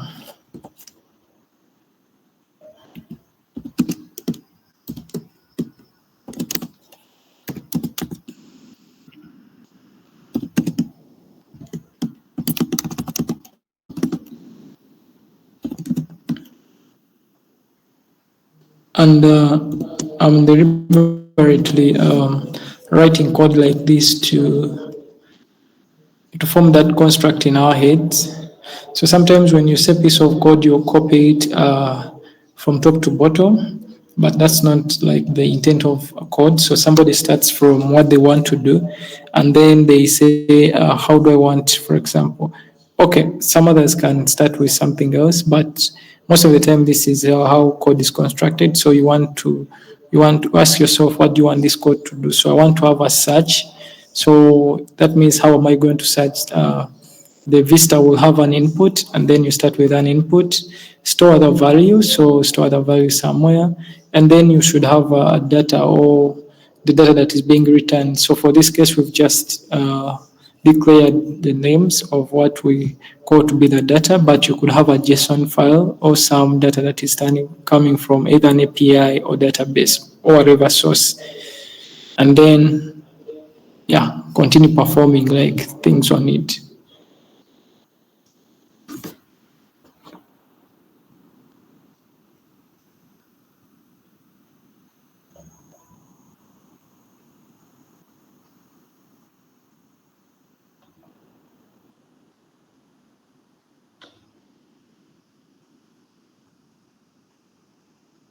So from this data, probably would want to check whether maybe what the user's input is among these. So maybe we can take them as recommendations.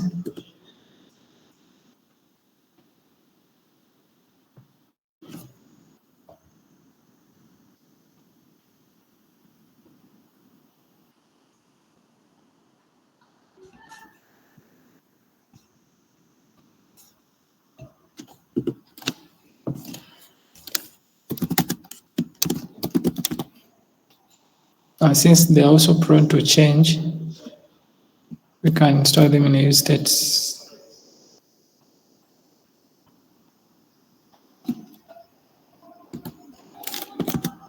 hook.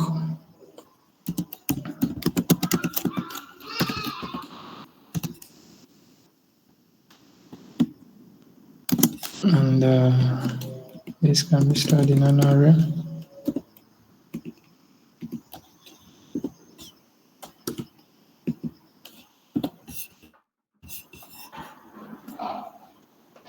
So we can work on whenever the page loads.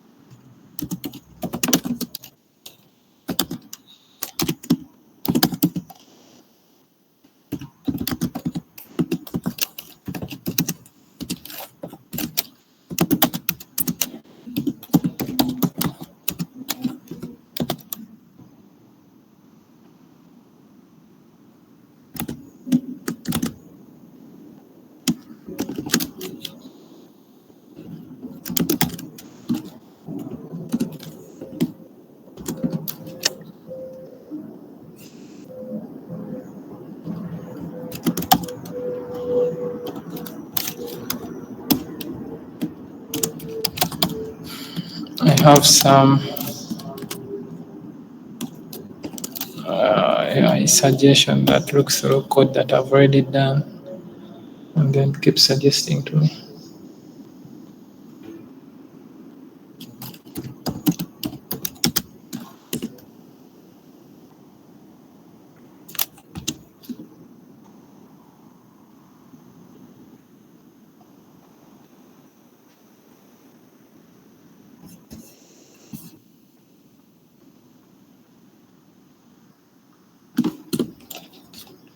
Set.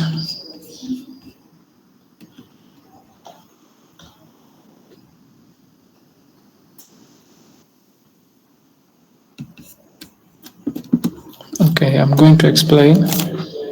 I realize if I talk while typing, I become a bit slower and prone to errors. So I use effect.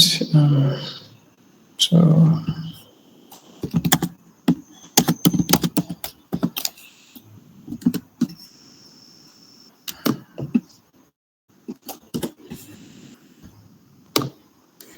we have used set recommendations.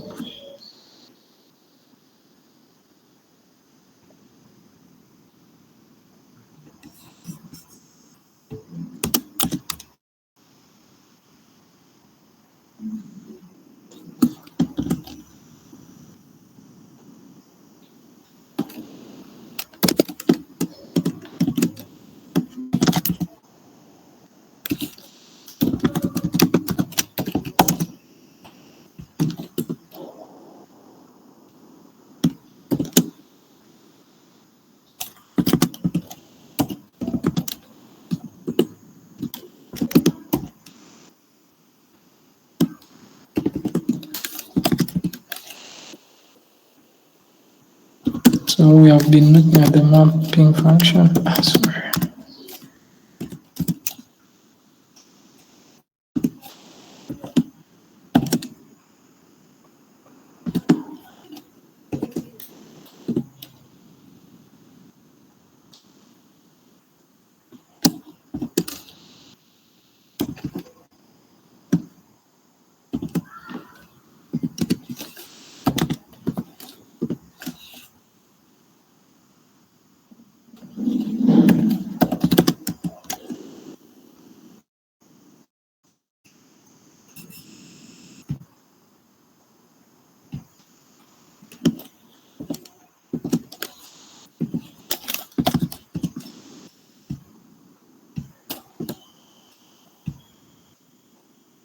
All right, I think that I can explain.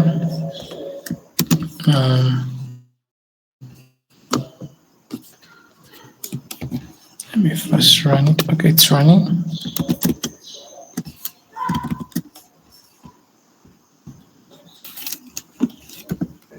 Yeah.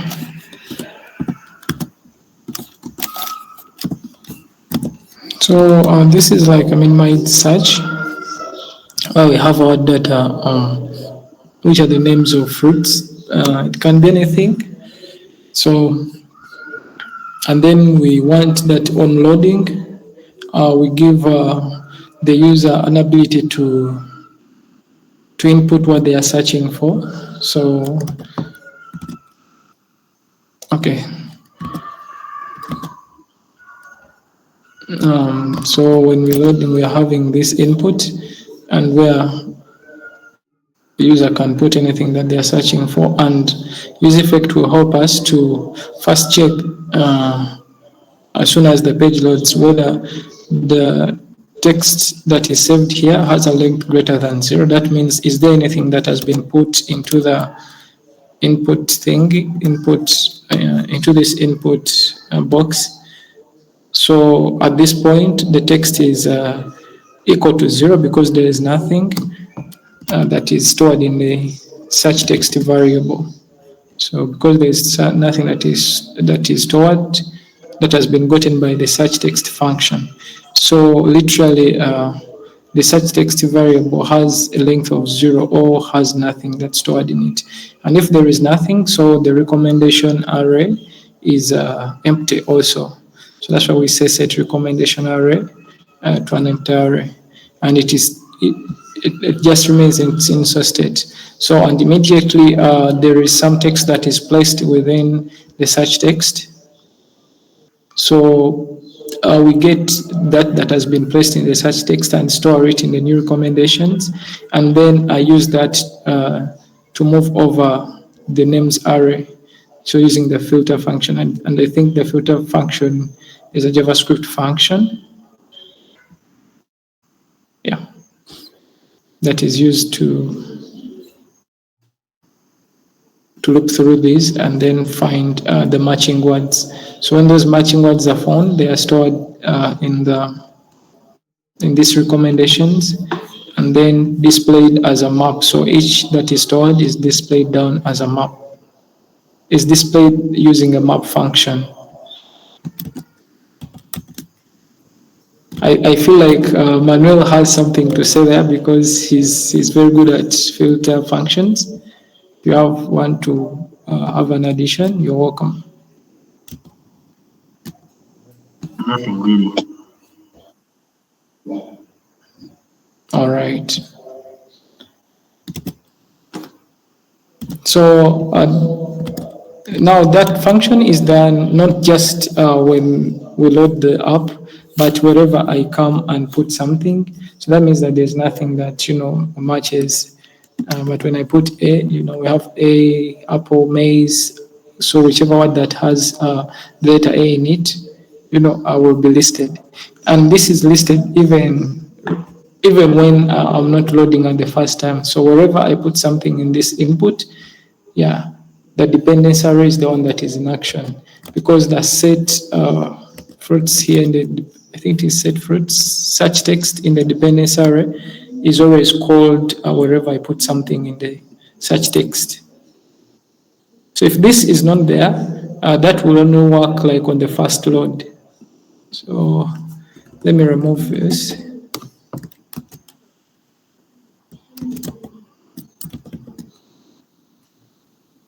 So you see, even when I put something, like there is nothing that shows. So that's the power of the second variable, which is the dependency array. But maybe if I load that first time, and then I put something, R, so A, so even there is nothing, because this is not loading the first time. So for it to load the first time, I need to sort of first terminate and then like reboot my server. So instead, let me leave back what I had.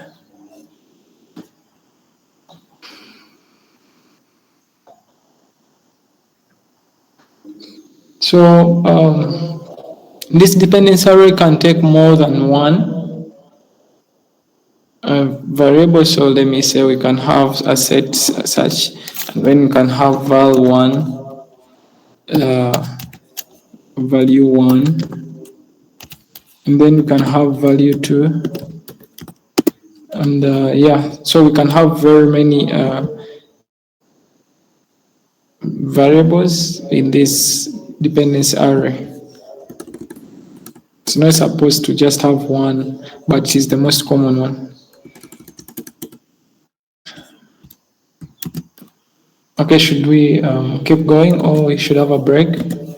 I want to introduce something else.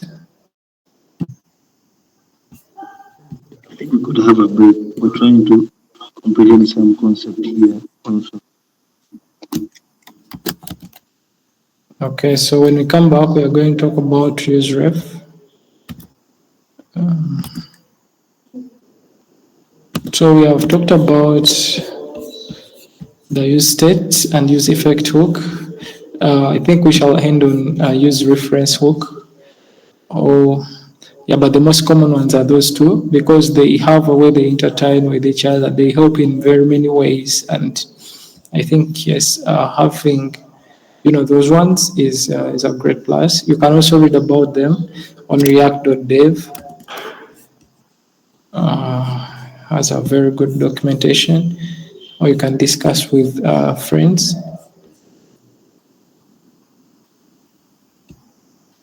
So here they have a setup. I think this is where they have hooks.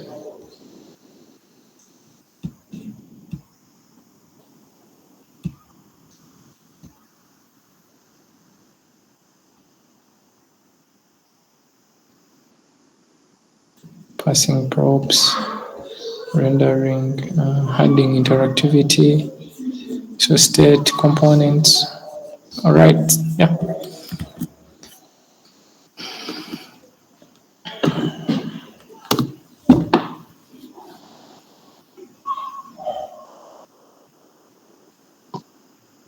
Could you please expand that code? The longest line is not visible to the end.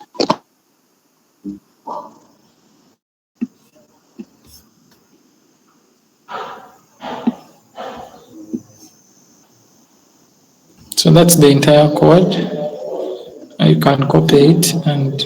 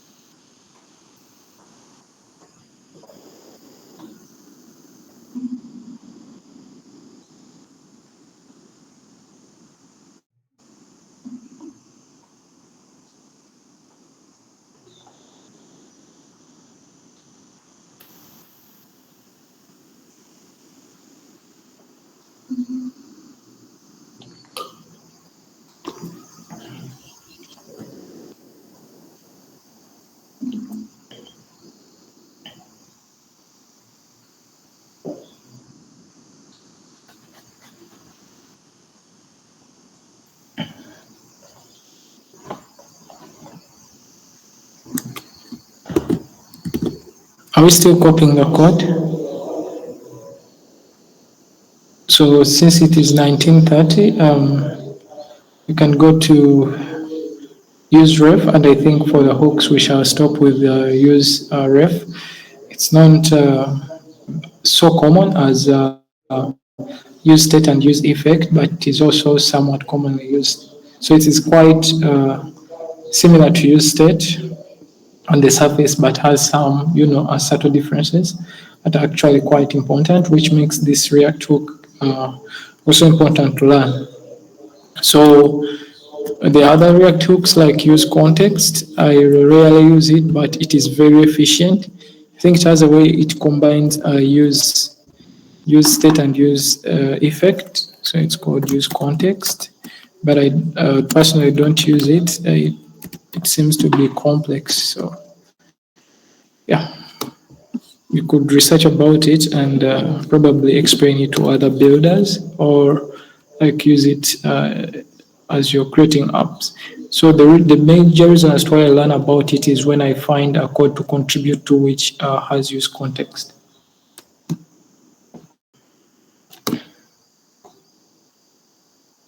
So when we are to look at the declaration of a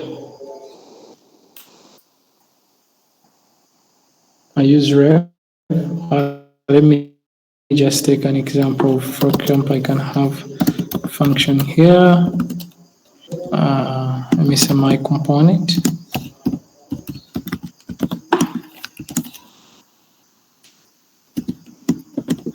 And then I will send use state. So here I will just have const and say my value.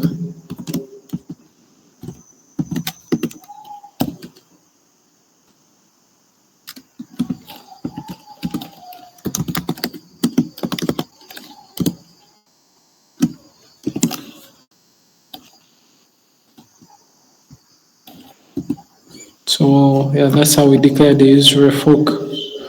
And then probably we can have another function and say, let me say function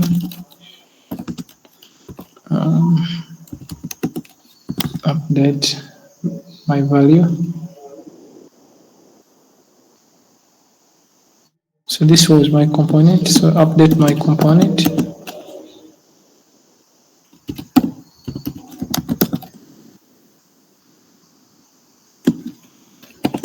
So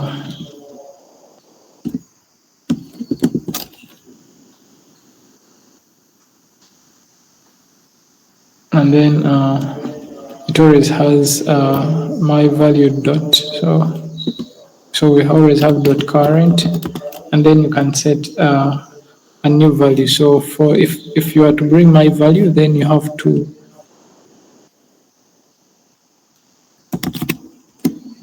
pass the my value declaration to this function. So dot current is assigned to probably new value. Okay, let's see it in a method. Let's see it in its own component and see how it works. But as we're going on, it has some similarities to use state and has a few differences to use state.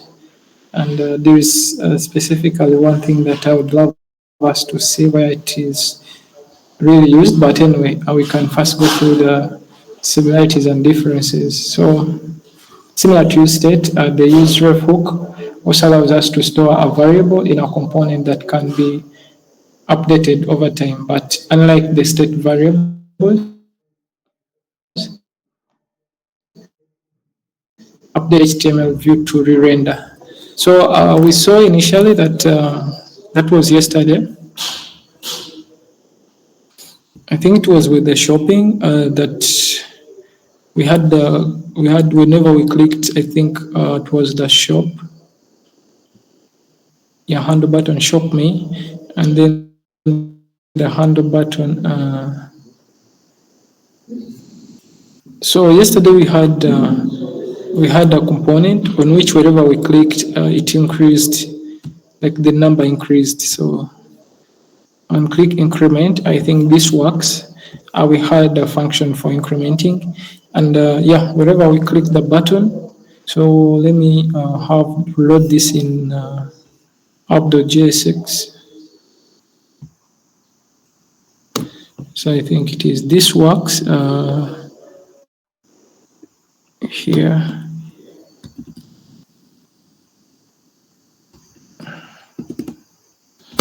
So let me Command X and Command V. Okay, so this works is here, and if we look at it, it started at 4, and wherever you increment, the number increases. Yeah, so this is an effect of the use state. Yeah, but for UseRef, when you have such a scenario and you click on increment, it doesn't increase the number, and we're going to see why.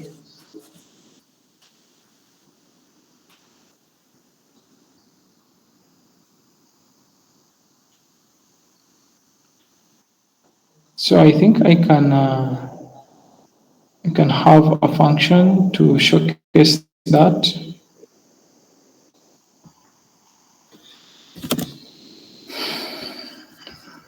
So under the components,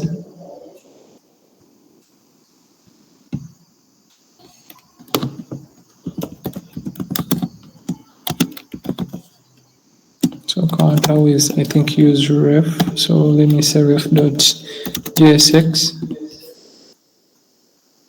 So RRFCE as a shortcut.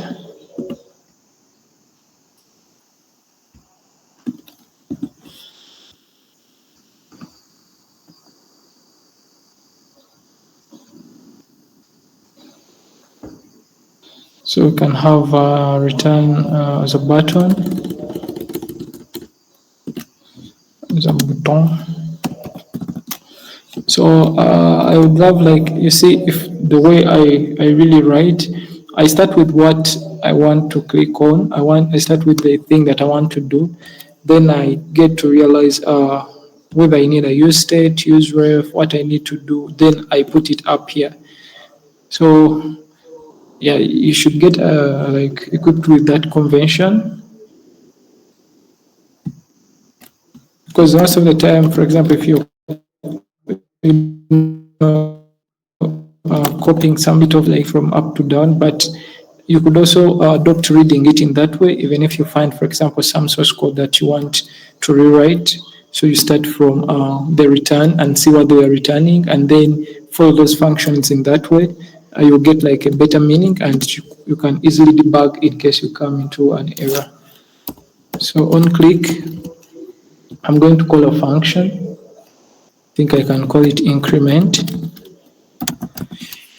So I just don't want to have a button. I can have a paragraph that displays a number because I want to have the number. So number can be 0, but I want to get this value from the useRef variable. So let me declare the useRef because we are going to be using it. So let me say my number. There is this react.useref, but I think even if you use a useref, it's okay. Use reference. So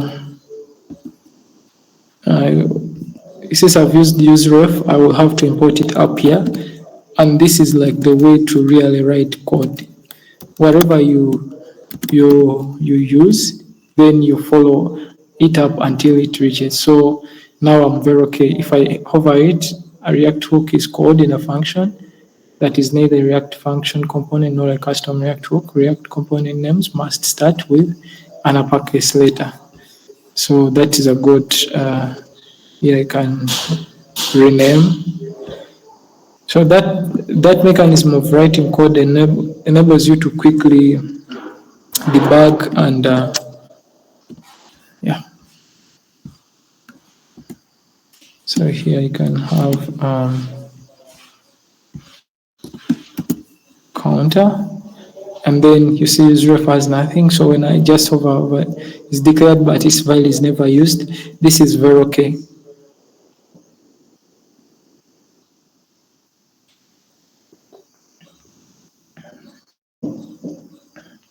So here we want to return that number.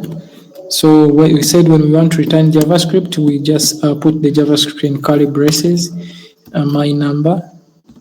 So I want to just return my number. Since I've not initialized it, I can first leave it at that and then work on the on-click function. So I want the on-click function to simply increment whatever has been stored in the UseRef in my number by probably 1.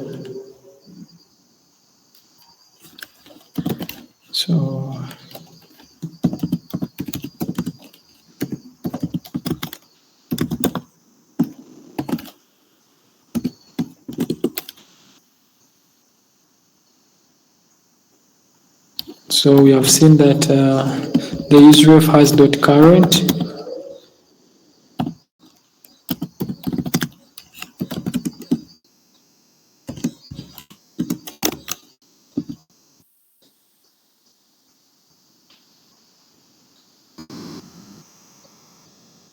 So let me just give some if conditions. So for example, if my number dot current, so that means that the current value that's stored in my number is not undefined. It's not exactly undefined. Then we can have this.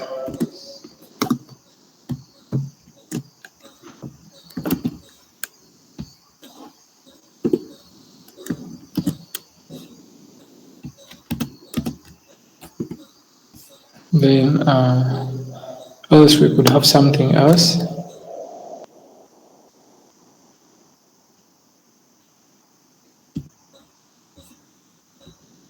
So that means that if it is undefined, there is nothing in my number, maybe we can instantiate it or initialize it. So else we can say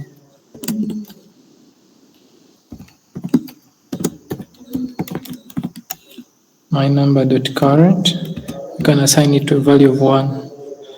And so if we assign it then to a value of 1, that means that initially, so we shall have my current number to being assigned to 1, and then this one is the same as my number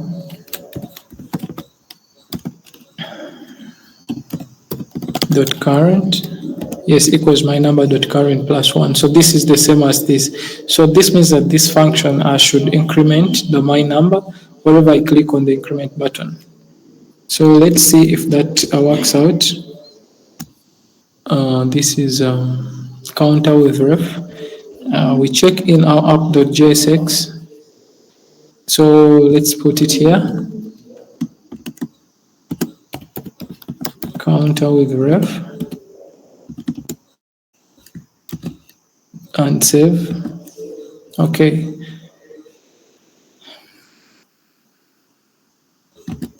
So refresh. Uncount syntax, the requested module does not provide an export name default. Okay, 11. So function export default counter with ref.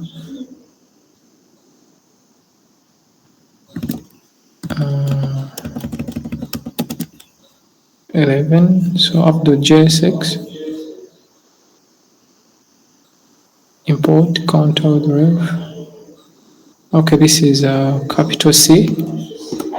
So it's always good to really look at this place, the console. So I did not notice that was count. This is, I think this is it. Components counter with ref.jsx. So this is also counter with ref, and the JSX is also counter with ref. Okay, so when I save and I go back and I refresh, so there is some error. Objects are not valid as a React child.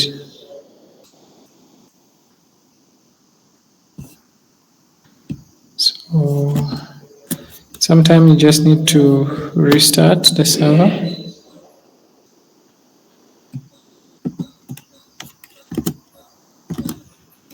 So npm run dev.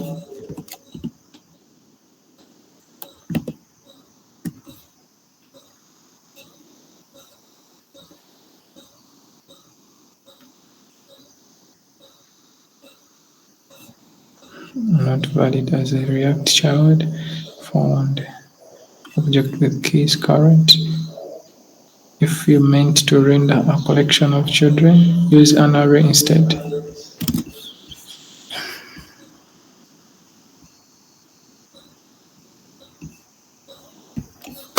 So I don't know what that meant.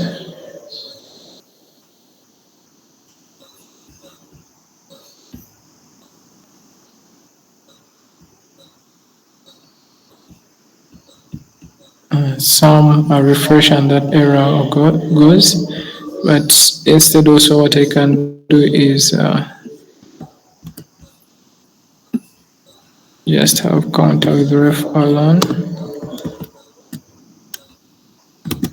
and save and see.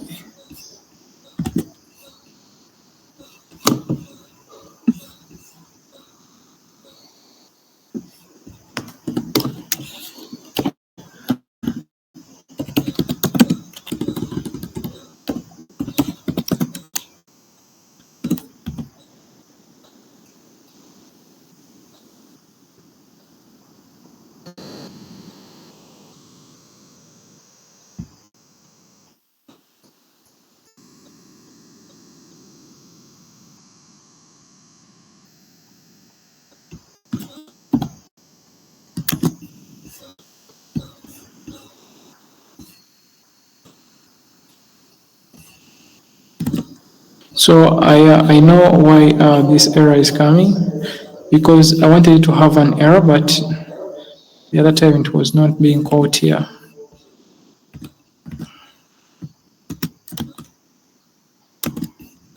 Let me try to put it in this.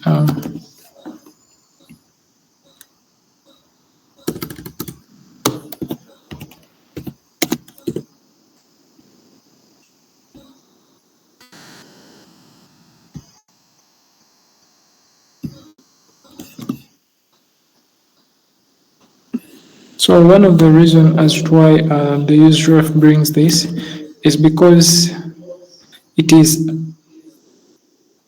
I was going to bring it on the next thing, but yeah, let me just explain it. So UseRef cannot update this because for it is synchronous. So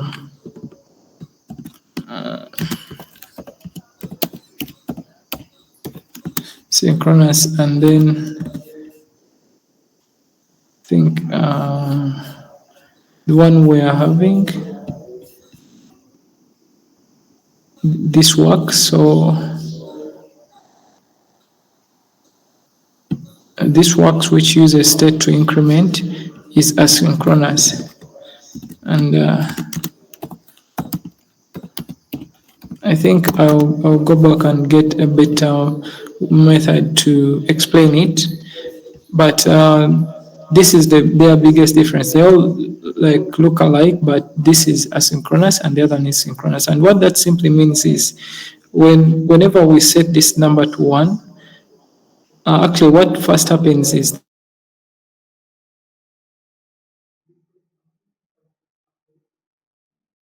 so set my number first updates the num, then updates the view on the JavaScript. But what happens with the UseRef is that since everything is synchronous, so when you increment the counter, the number is incremented here, but it is not passed on to the view and the console. So some consoles, I think I was in some browsers, show it and show that incremented number in the console, but it never gets to the view.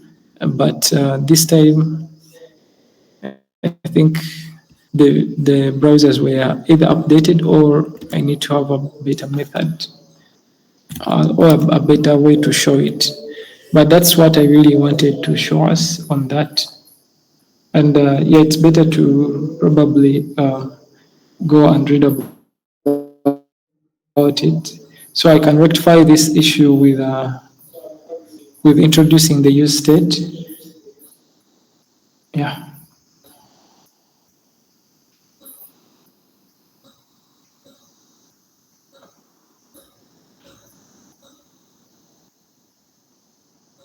And probably make it like the this works function, which we already have.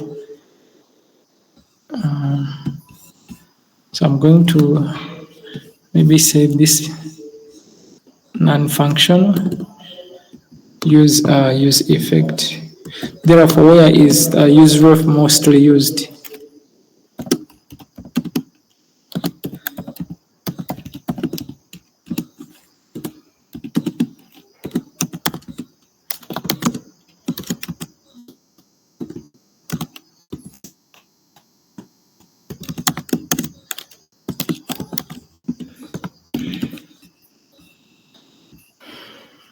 Or I can also as well, but let me leave it.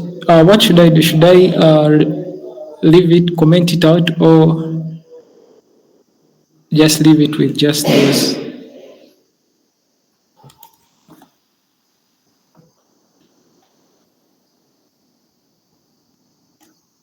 Okay, let me comment it out.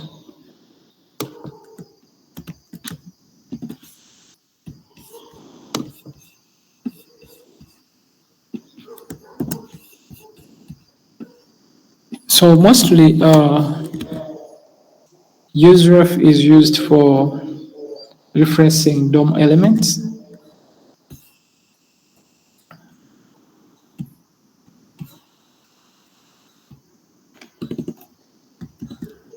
Should we stop on referencing DOM elements? Or there is still some more gas?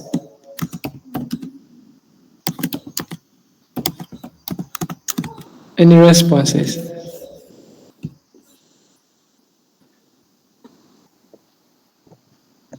So Kodjan is saying we continue.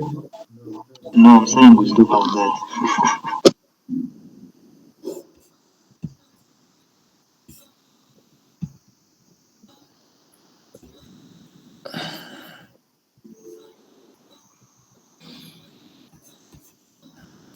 People are speaking some French. Okay. The central code.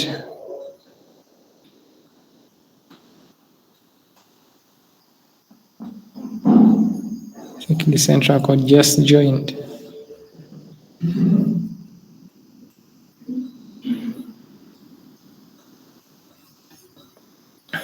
Okay. So we can work on referencing DOM elements and then we'll call it a night. So one of the other cool things of the UseRef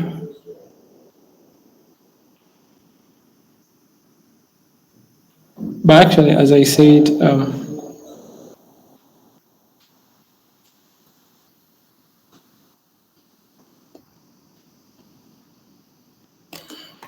so what I've been thinking, I should not be thinking right now. What I've been thinking is using this in some other mechanism, but I should not be thinking right now. So referencing DOM elements. Have you ever seen a scenario where you have an input?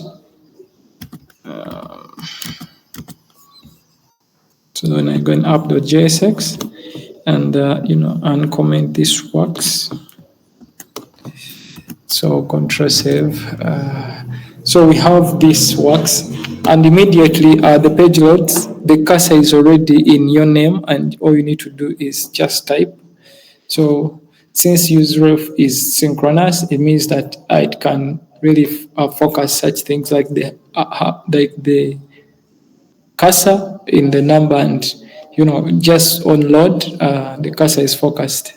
So that's something that, so we are referencing a DOM element that loads this input. This has to do is that it allows us to refer directly to DOM elements. This is something that is not possible with useState.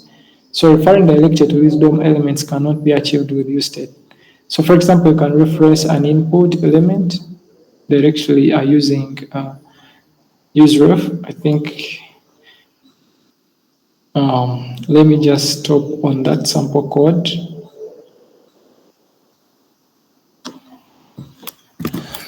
And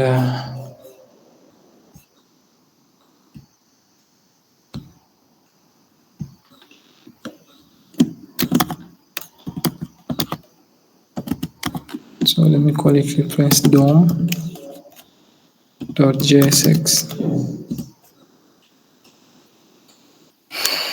RFCE.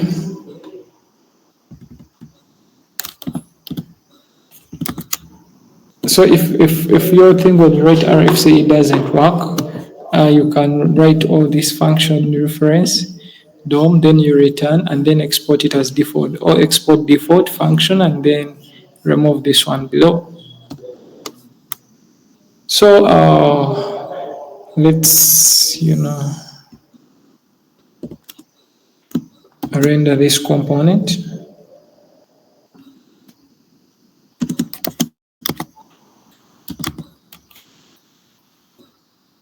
First DOM.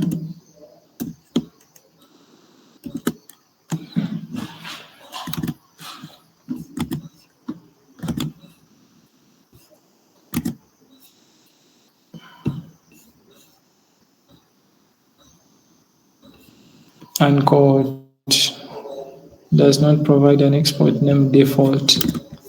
So either in the refresh DOM, I didn't, so Control save and then refresh. All right, so refresh DOM is here.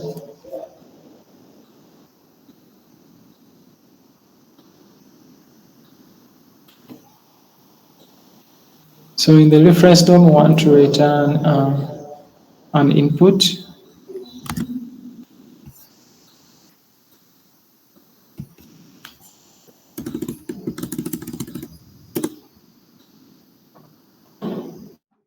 So in this deal, we can have the input and we have the reference. So being assigned to, let me first.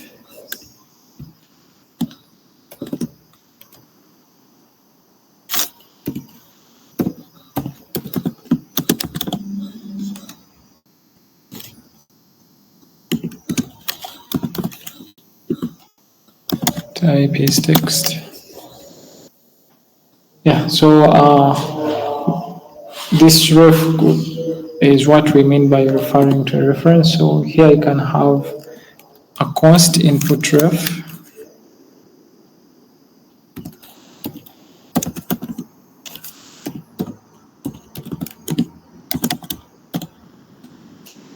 And assign it to,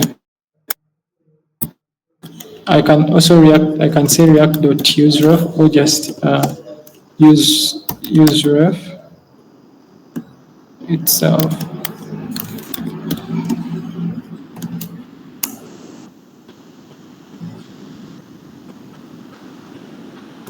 So since I want this in the cursor to focus on the input whenever the website loads, so I will deploy the use effect hook, and then the use effect hook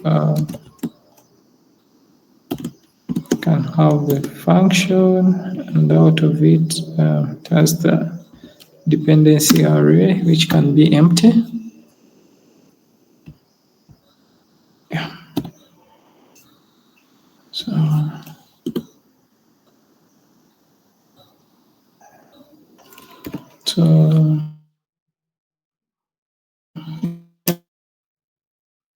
I have put ref current dot focus. This will allow me to focus the cursor. Yes, I think that's all. So since this is UseRef, here I have to and the UseRef and use effect from React. I think all errors are gone. So let me see. So as soon as I load, it's already there. The cursor is already there. Yet on the use effect, there is no focus. So those are one of the use cases. You can use it to reference any element of the DOM, like the way you do DOM manipulation in HTML. So we are 1 hour to time, but I think we are really tired. We could have some conversations on what you people are excited about building. Yes, and call it a night. So the floor is open. Or how you've how you have experienced this session. So let me stop sharing. So the next topic we had on was Next.js as a backend, but I think that will be too much. So Mr. Agri Kanyuro, Prime, Manuel, Code Journey, how are these sessions?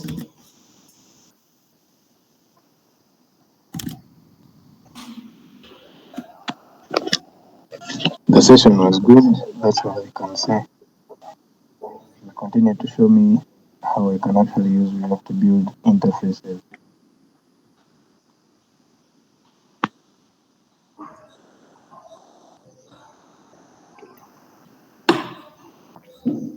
Any other input?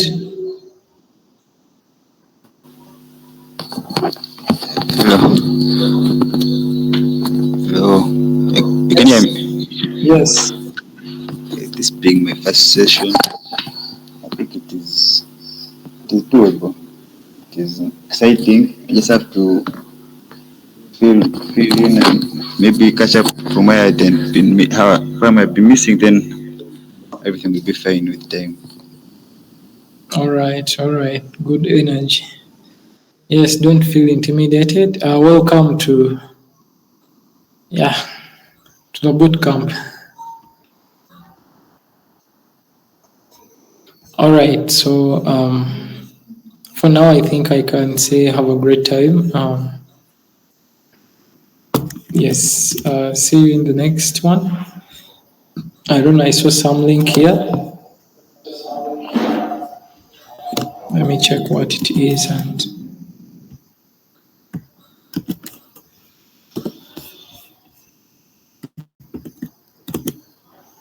So I don't know why somebody sent this link.